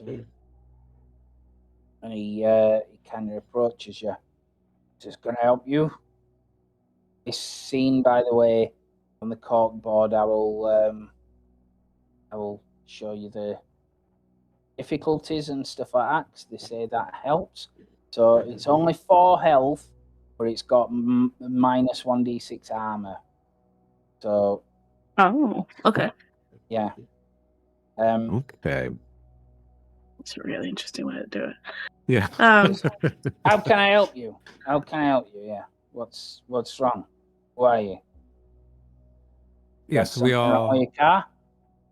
No, we are commissioned by the police in assisting in a case at the moment, and we have questions about one of your workers, Todd Phillips. Todd?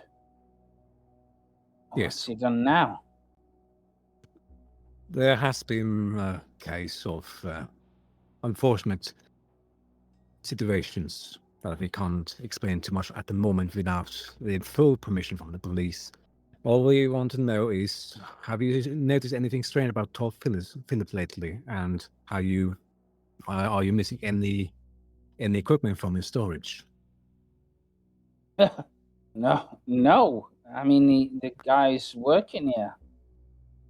No, he's a good kid.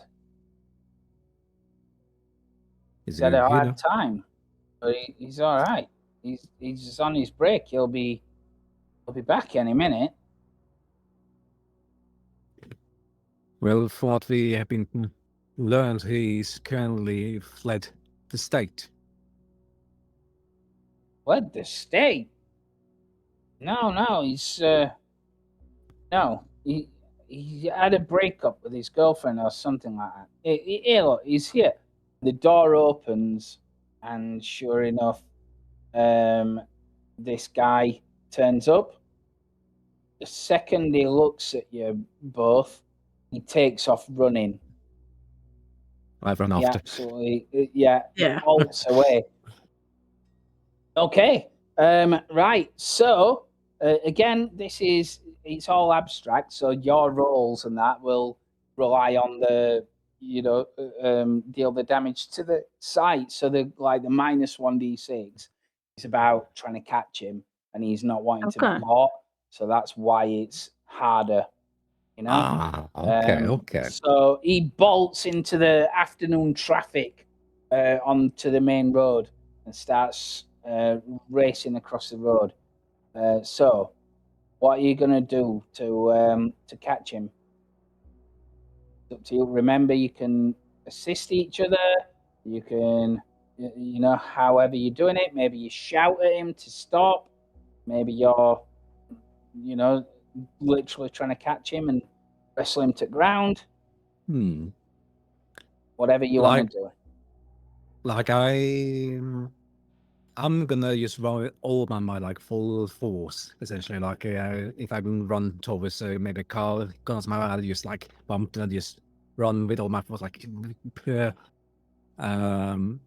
what's it called? Like literally, I'm so focused. I'm just forcing through any garbage bin or whatever he's trying to block my way with. Eventually, after the traffic and everything, like pure determination to catch him. Okay. Right. Hang on a minute. Let me try and get this. Right. So you're trying to catch him. Yep. Literally try and catch him. So that's most likely going to be agility, then, isn't it? Okay. I mean, we can work together on it, I think, if you want. Yeah. So, in another game, I would be asking, how are you working together? It's things like you're herding him a certain direction, you're taking a shortcut. Yeah, well, that's what I was thinking, because I was going to suggest that I'd be looking out for seeing how I can get take shortcuts and beat his thing. But if we're working because we're working as a team, Joe's always said he's straight running, so me trying to flank him, that's working together in that sort of respect. I assume that's how this sort of thing works with the supporting. Yeah, even though we're technically doing two separate things, it's the same goal. Yeah, that's right. Okay. Okay, so are you supporting for the check or for the damage?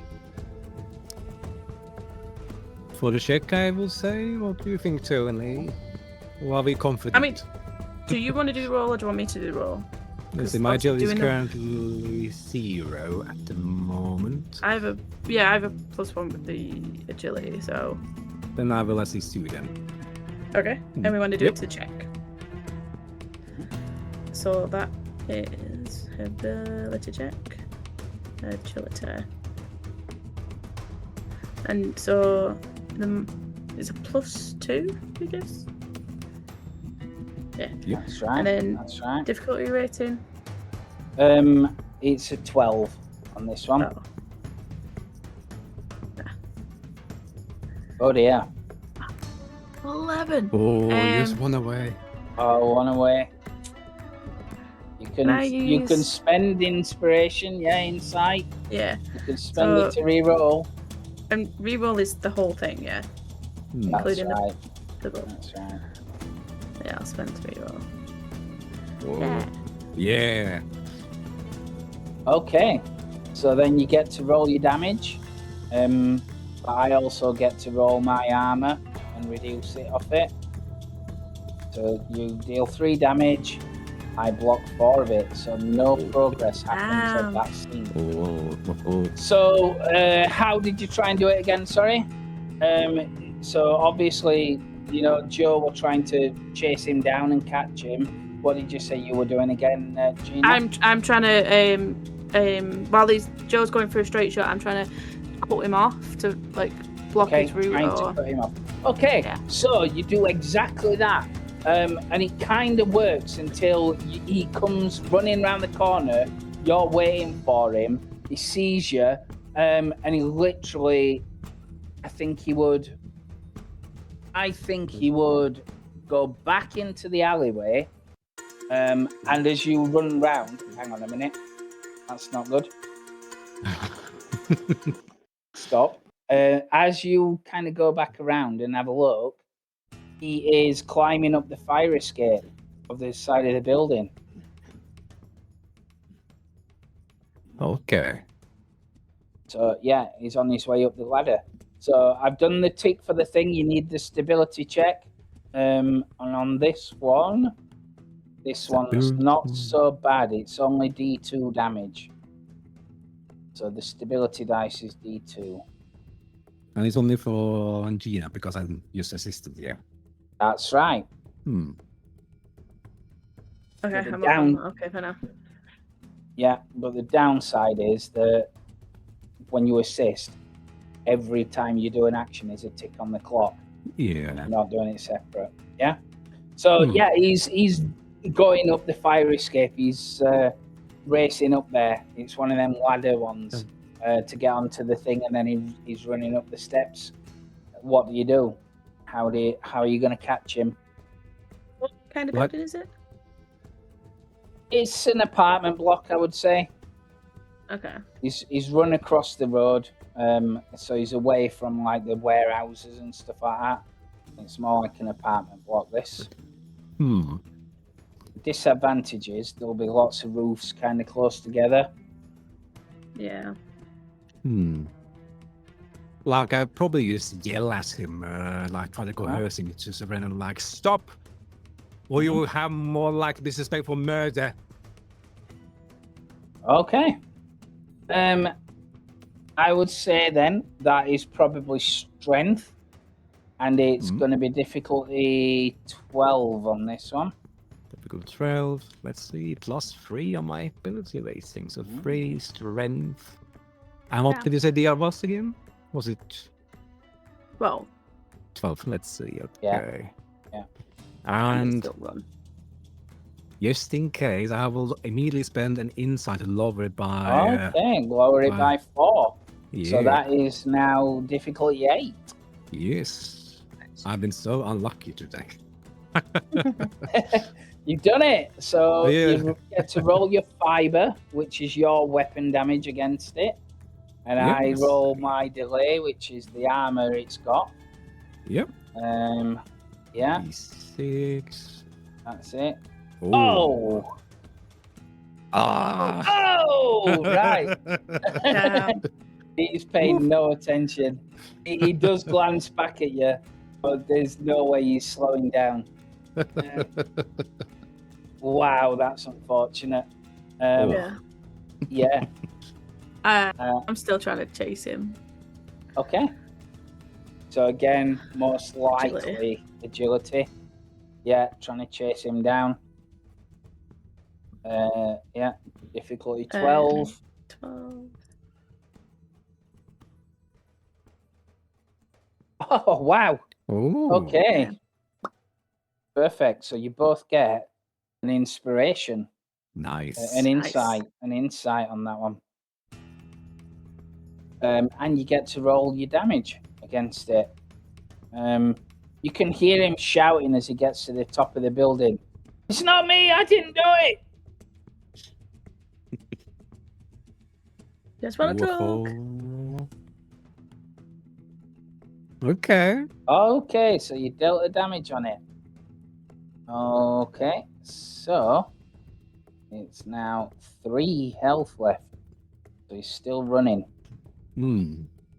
Okay. So your stability check on that. Yes. Ability check. D2. Okay, here's a D2. Yeah.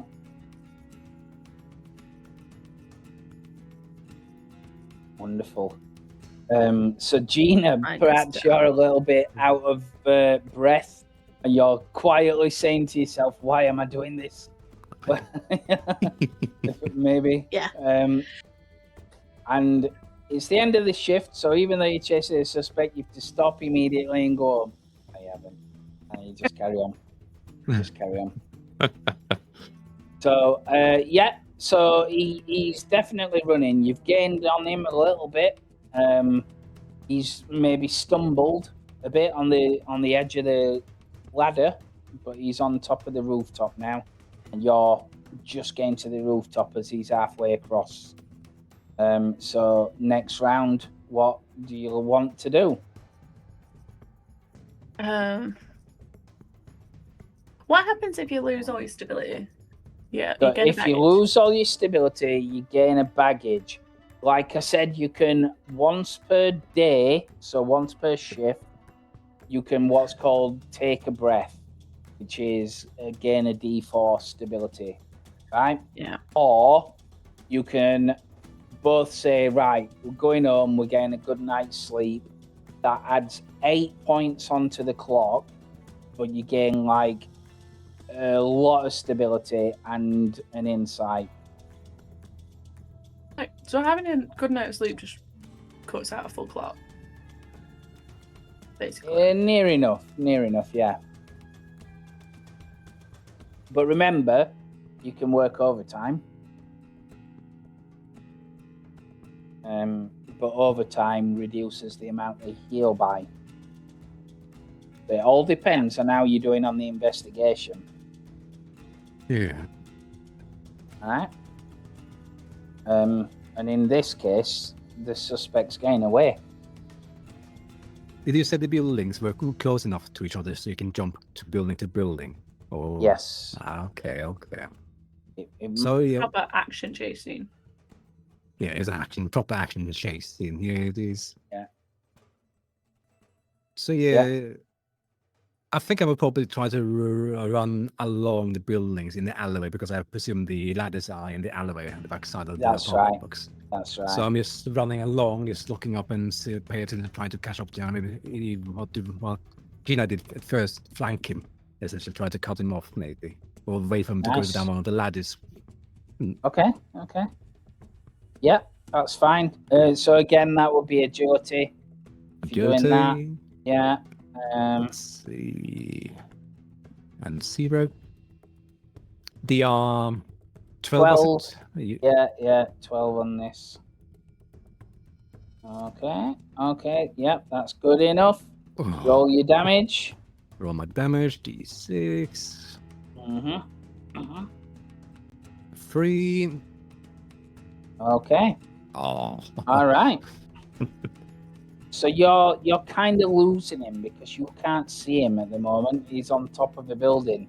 You're not sure which building he's on or which building he's going down. Perhaps you're like shouting out to Gina, like, give me a clue.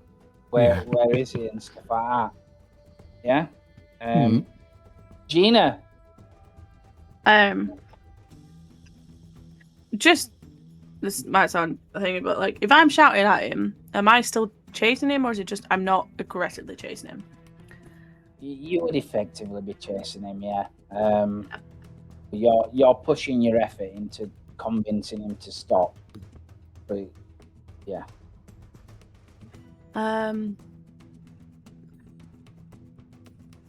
Yeah, because I think I'm gonna be yelling at him. It's like we just want to ask you some questions. We need you to stop. That's fine. It's also a good example, this, of like, this is one of them scenes, like I said, where you might find that you're struggling to beat the scene. So in that instance, you might need to do something else. You can always leave a scene and come back to it at a later point. might heal up a little bit, but you could actually, if you wanted to, I'm not saying that's what you should do. I'm just saying if you're struggling to beat him, might be a case of like, actually, he's run off, you're puffing and panting, and say, we'll wait for him at his apartment or something like that, you know, and come back to him later. Yeah. Yeah, but that's not what I'm saying you should do. That's not a hint. You can completely do this scene if you want. You just need the dice to be on your side, I think. Yeah. And obviously, depending on what you say to him, I can give you bonuses and that, depending on what's going on. You know? Yeah, so I'm just chasing, yelling, saying that we just want to ask you some questions. Because what did he say when he ran away? That he didn't do nothing? Said he didn't do it. I didn't do it.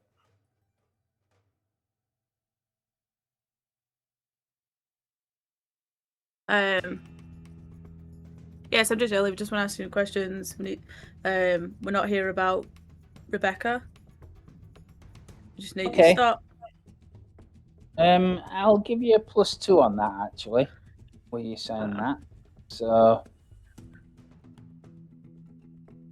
what is this going to be? That would be a strength, probably, because you're coercing him. You're demanding that he stops, aren't you? If you're trying to convince him, like, I'm really not going to arrest you, honest. You've done nothing wrong. If that's what you're doing, that would probably be composure. But at the moment, you're more like, you really need to stop. You must stop.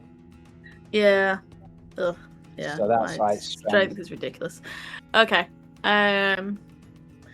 So mine's only got +2 and it's TR 12. 12. Come on, dice. Oh, failed by one. Failed by one. Oof. Okay. Oh, wait, I got an insight. I can use that. Yeah. I'll reroll. Give it another go. Strength is -1. Yeah. Right. There we go. Wonderful. Roll your damage against the scene. For your fibre. Okay. Again, you've damaged it. Nice. Right. So there's only 2 damage left on him. He does hesitate. So you say it's not about Rebecca, innit? You say to him. He does hesitate. He just says, I didn't do anything with her. It carries on. You get the impression it doesn't mean Becky. Okay. Right, so that's a tick on the thing. You need the stability checks. All right. This could be a problem. Yeah. And this D2. Oh yeah, you're perfectly fine coping with this. Yeah, you're driven at this point. You're more than ever. You want this guy. Okay. How are you going to catch him? Or are you going to catch him?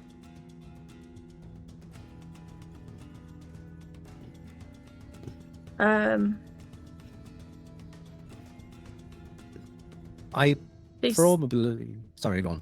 No, go on. Like, because I know the police wants to question Todd Phillips, like they are looking for him, aren't they? The police. So I'm gonna call Inspector Don and tell him where we are. That we're currently chasing Todd Phillips, and if we could request backup. Yeah. Okay. So if you're requesting it again, that's probably composure. That. Composure. Okay. So, yeah. Let's see. Composure and my ability rating is -2. The other was still. Can I you know, can I assist with this while I'm? Yeah. Because I'm assuming this is Again- walkie-talkie, so I can bob on, just like give exact locations of where we are. Yeah. Yeah, I would say it's something like that. Yeah. Okay. Perhaps perhaps the police. You informed them that you were going to auto shop, and they hid back in like a side alley or something like that, saying if he, on the off chance he is here, we can go and arrest him or take him in for questioning. Perhaps you did that. So yeah, you would have walkie talkies. Let's go with that. So yes, you can assist. So that again, are you plus into the damage or are you plus into the check? I will say to check unless you think otherwise, Tony. I could spend armor. It's a lot of armor on this, I'll just say. Yeah. I could spend an insight to lower that because I got this inspiration thanks to your roll again. So I have two. Oh, so yeah. So yeah, I think we use it for damage and then I use insight to lower by. That's a really smart thing to do. So it's difficulty 8 now, and you will get +2 damage on this. Let's see. Oh. Wait, you were at -2? Yeah, -2 go. Oh, you got you got +2 from me. No, because no, that's for damage. Damage, didn't it? Oh yeah, of course. Yeah, I'm allowed to use inside again because I have one more. Yes, if you've got it, then yes. You were at -2.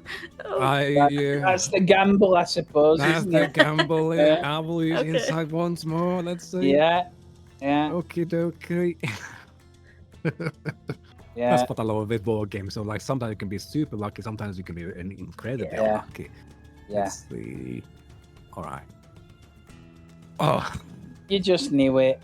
You knew it. Okay. There is radio interference on this thing as you're going through. You go through like I don't know, like a covered alleyway, and the radio is like crackling, so the message doesn't get through. So you need to make stability checks, and it's D2 damage. Let's on this. see. Yeah. So, do I make the stability check because it wasn't successful? Oh. No, because you It's were only me. assisted. It's only if you. Yeah. All right. That's right. Okay. So the segment of the shift is ticked on. What do you want to do? He's kind of close, but he's kind of going down the other side of the building now. Other side of the building now, okay. And he's jumped like 2 or 3 buildings, and he's found one of the roof access doors that's open. He's going in. So he's running down the apartment. Down the apartment, okay.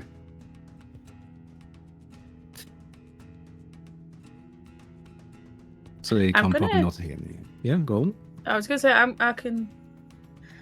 gonna use the walkie to Joe to let him know this. And I'm gonna try and use the fire escape on the building if he's gone inside. Yeah. Okay. That's what I'm gonna do. So what's the ultimate kind of aim that you're trying to get there? Are you trying to predict where he's going to come out? Yeah. So like so Joe's already on the ground. So like go to the front entrance. I'll take the fire escape, which is I assume covering all the back the entrance. entrances. Yeah. That's what I will do. Yeah. Okay. So that sounds like again you're assisting each other. Yeah. Which is fine. Probably an agility to get there before it comes out. Okay. Yeah. And again, are you assisting for damage or are you assisting for the check? Whichever you want to do. He should probably do damage because he has 6 armor. So close. He is so close, yeah. He is so close. Downside is that your investigation's ticking away. I Yeah. know. longer that you're chasing. I know. Yeah. So we'll try it on damage still. Yeah. So Yeah. agility. How many inside do you have left, by the way? Do you have only one or I've two? got one. Okay, yeah. It's up to you. You decide. 18. Okay, awesome. Oh, nice. So it's you roll a d6 plus 2, don't you? Ooh, 6. Okay. So that's pretty Roll a one. awesome. Roll a one. Roll a one. Yeah. Yeah. Yeah, that's absolutely the correct move to do, because he comes out into I would say into Gina's area. Which side did you come out of? Well, I went round the back by the fire escape. Okay. Yeah. So he bolts around that kind of area, straight into your arms, as he races out. He tries going back in, but you collar him. You grab him in good time, and he just starts like resisting, saying, "Get off me! Get off me! Didn't do anything. I didn't do anything. I didn't touch her." Then why are you running? Doesn't make a Because good case you- for you, indeed. Because everybody's thinking I did. Well, now you get the opportunity to tell us your side of the story. The police, Harry done all kind of like radio you, ask you if you've got him. If you have, he'll be saying, "Are you sure you want to do this here? Do you want to discuss this here, or do you want to kind of talk about it at the station?" Yeah, we'll take him to the station. Yeah. Just because it was just like grabbing hold of him was like, look, we just want to talk some things through. If you didn't do nothing, then you have nothing to worry about, and then start heading towards the police cars and stuff. So again, yeah. So you go back to the station. He's in one of the interview room cell things.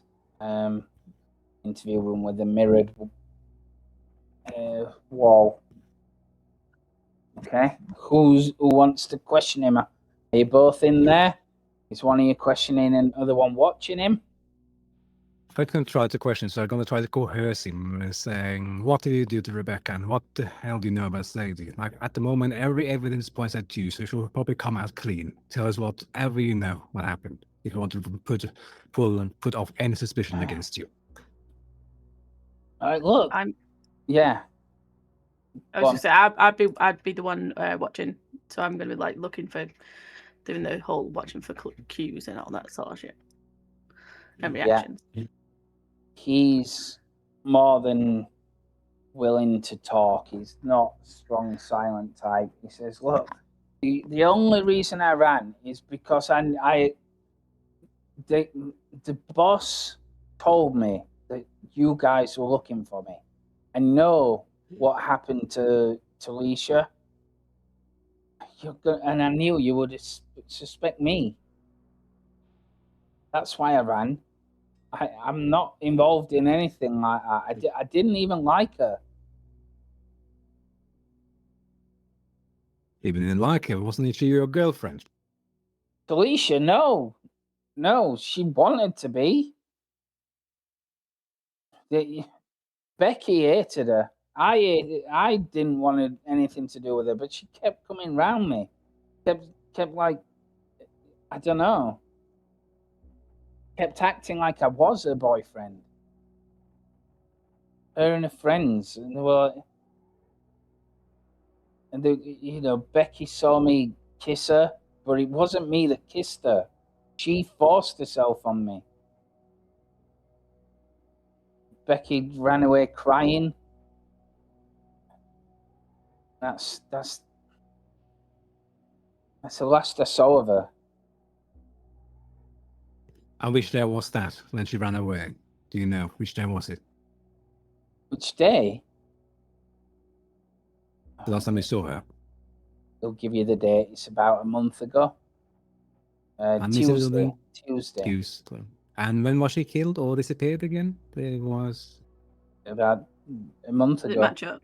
It wasn't okay. Yeah, it matches up. It matches up. But you know where she could be? Anything? Any places she has mentioned? Anything? Becky? No. No. I mean, she always threatened it. She could be immature at times, but I did like her. She wouldn't have gone to her folks. We always talked about kind of running away to Vegas.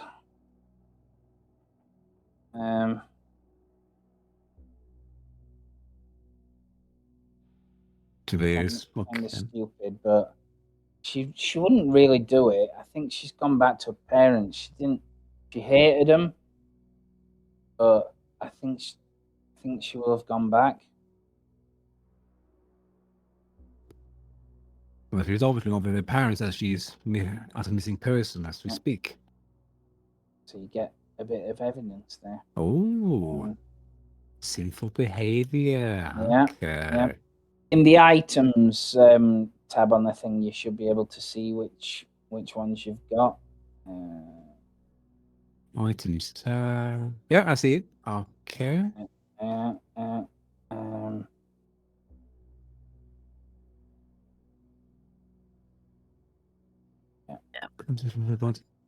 So there. Okay.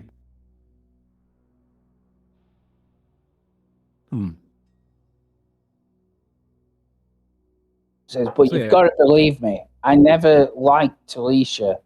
She was the one obsessed with me.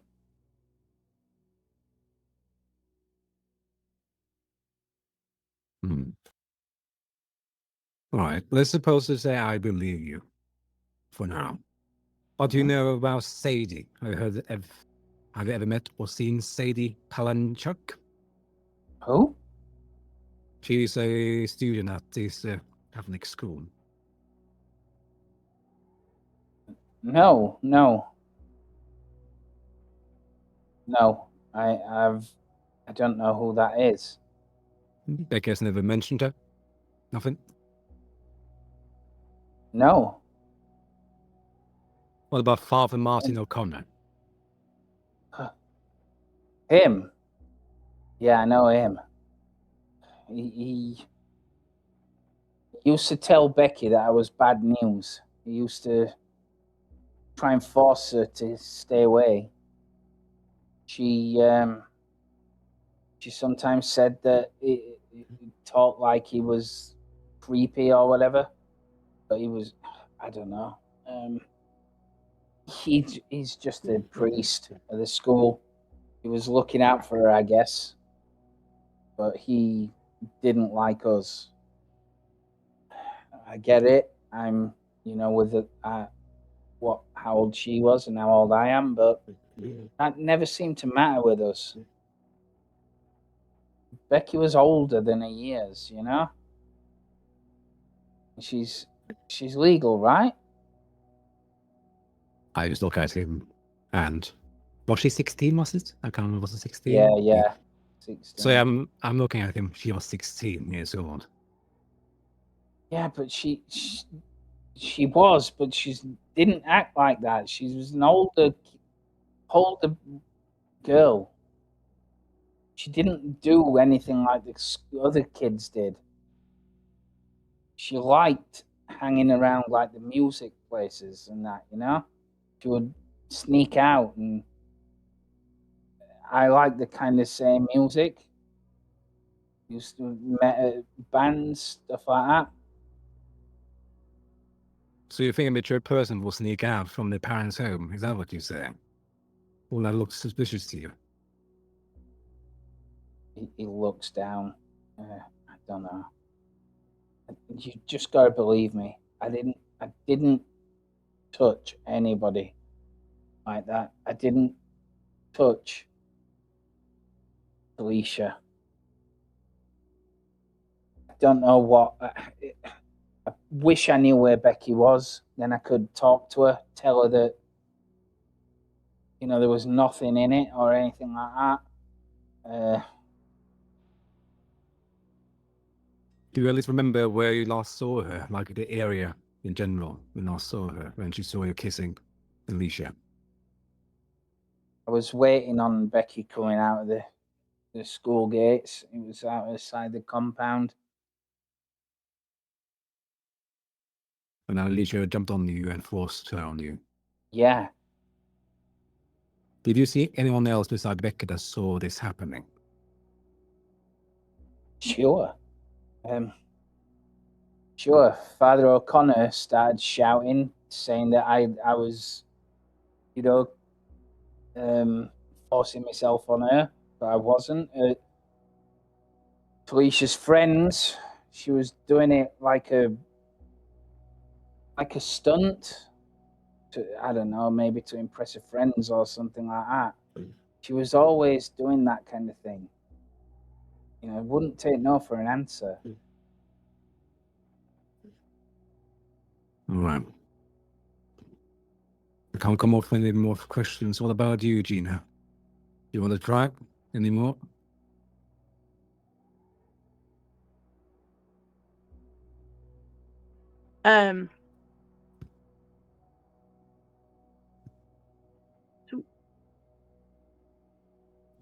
You keep going on about this with Talisha.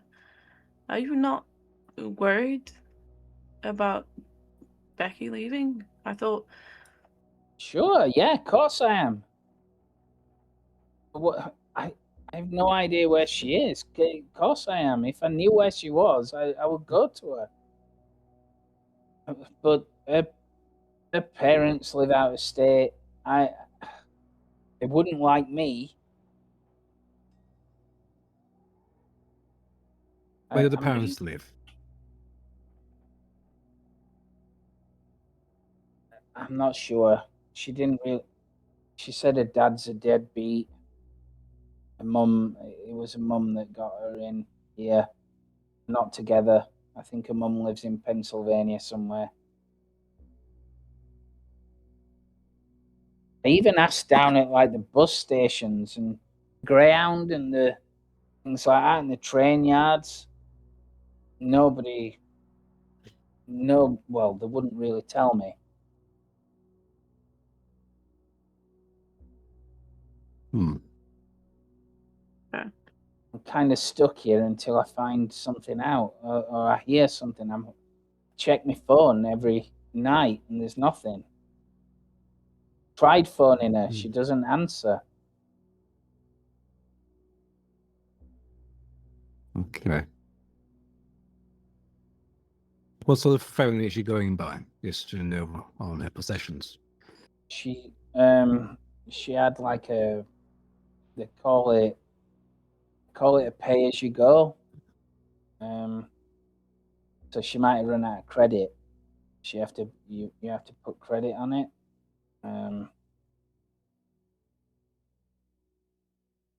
It was just a cheap phone. I got it her. She's not allowed it in school. When Becky wanted to do something, there wasn't a lot people could do about it. It's kind of, yeah. So, did you used to go by the school late at night? Sometimes, like I said, it's dormitories and things like that. It's a private school, so they're not normally allowed out, but she would sneak out or would go to clubs. Did you ever get caught sneaking out?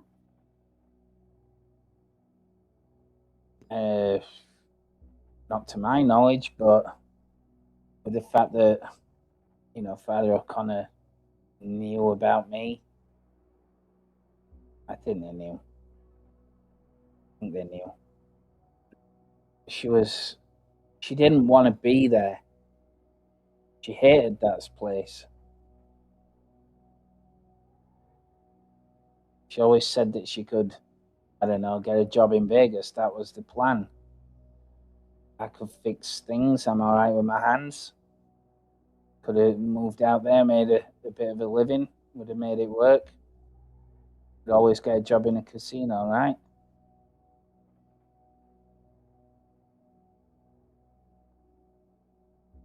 I am worried about her. Especially with the fact that you're talking to me now. You think what happened to Talisha? Is there something going on?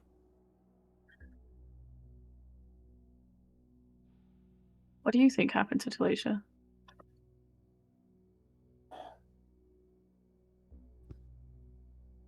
Don't take this the wrong way. I think something might have happened to her. The papers said that she killed herself. Maybe she is like dramatic. I wouldn't have thought that she was that kind of girl. I thought maybe there were an accident of some kind. I don't know exactly what happened.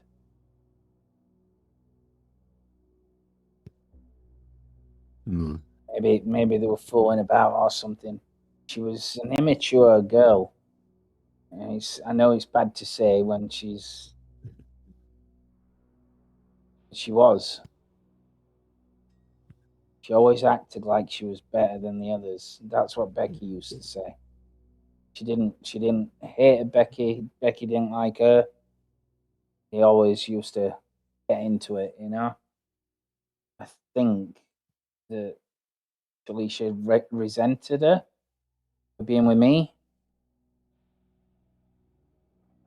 Yeah, like I said, all I can tell you is that I didn't do it, and Becky used to say that, you know, Father O'Connor was creepy.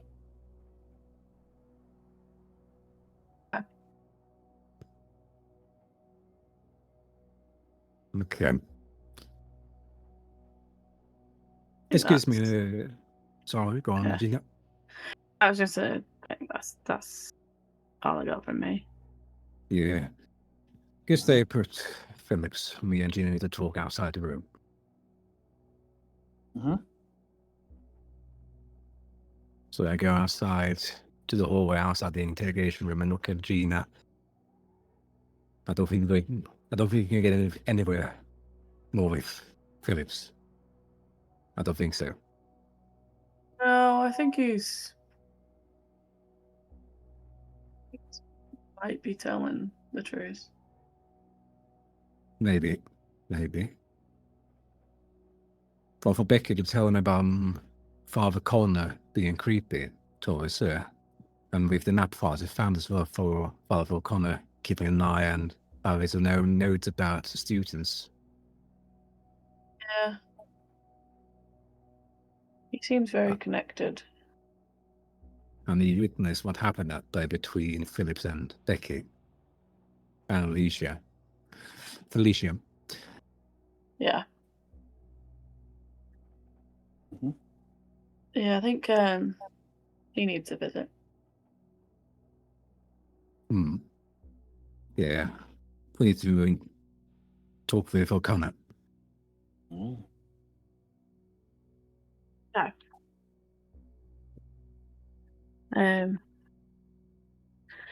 So like out of the thing now. So because it's gone on to the next clock. Yeah. Essentially, do we have to like? Yeah. So like, take a break.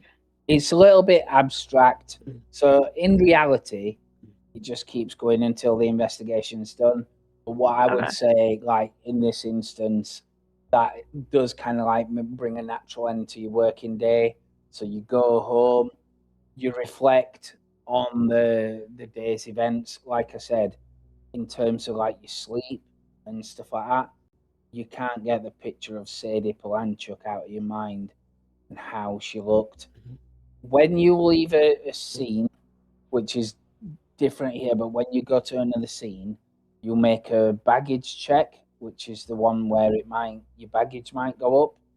So you may as well do that now, because wherever you go next, it'll trigger the baggage check. Yeah. Ah. So again, you can either lean into that despair or you can try and resist it. Right. So for Gina, there is something bad, and you get a composure -1 on that. It does compound, by the way, as well. So if you get 2 composure -1s, that means it's a -2 now.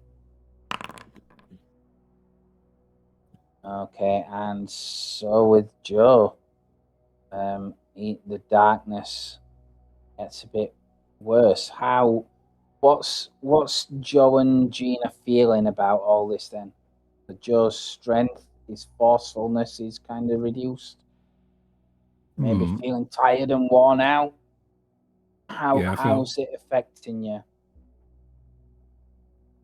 Like we've been now running all day and finding all this is a bit disturbing about a Father O'Connor keeping an eye and hearing about him being creepy towards Becky. We're getting a little bit disgusted by this and fatigued by all this. Like worrying that we may be handling a creep that which I feel maybe is a sailor, like maybe done something to the kids, something to do with religion or misuse, maybe that he feels it's sinful. Maybe. Okay. And I'm just disgusted by the idea that he takes it so too extreme if that's the case. Okay. And how does Gina feel about it? What's her evening looking like? What's her thoughts on all this? Yeah, so it's very similar, because it seems to be the way, especially the ones that were found, Talisha and Sadie are positioned very symbolic. And as I said, with the sinful behavior, the only thing that's not tying up is that Sadie didn't have a file. So it's either been taken or something was found out and it was reactionary. Yeah. So we need to speak with. It's just right now everything's on O'Connor. So it's talking with him to figure out essentially what the fuck. This is obviously with. So this is like the flashbacks, and my composure's going down because it is in general it is just sat there like straight up just like, what the fuck is going on? Like I don't understand what's going on. So like my control over myself is waning to keep composed in front of all this crap that's going on this whole thing that's going on. So I'm just struggling a little bit more. Keep it in. I like it. Okay. So the next day dawns and you would be heading, what's the plan, to visit Martin O'Connor, Father O'Connor are you waiting to visit him at his church, or are you going to his house? What do you think? I would say visit him at the church, because I want to look at him. I want to observe and judge how he is in that setting. Okay. Fair enough. And I think once we've had a chat with him, we go from there, because we might still need to go to his house, I think. Right. Just maybe without him there. Okay. Yeah, maybe one of us goes to his house and one talks to him, maybe. Yeah. I could split the party. Okay. So, All right. yeah. Fair enough. We will look at that perhaps on another session.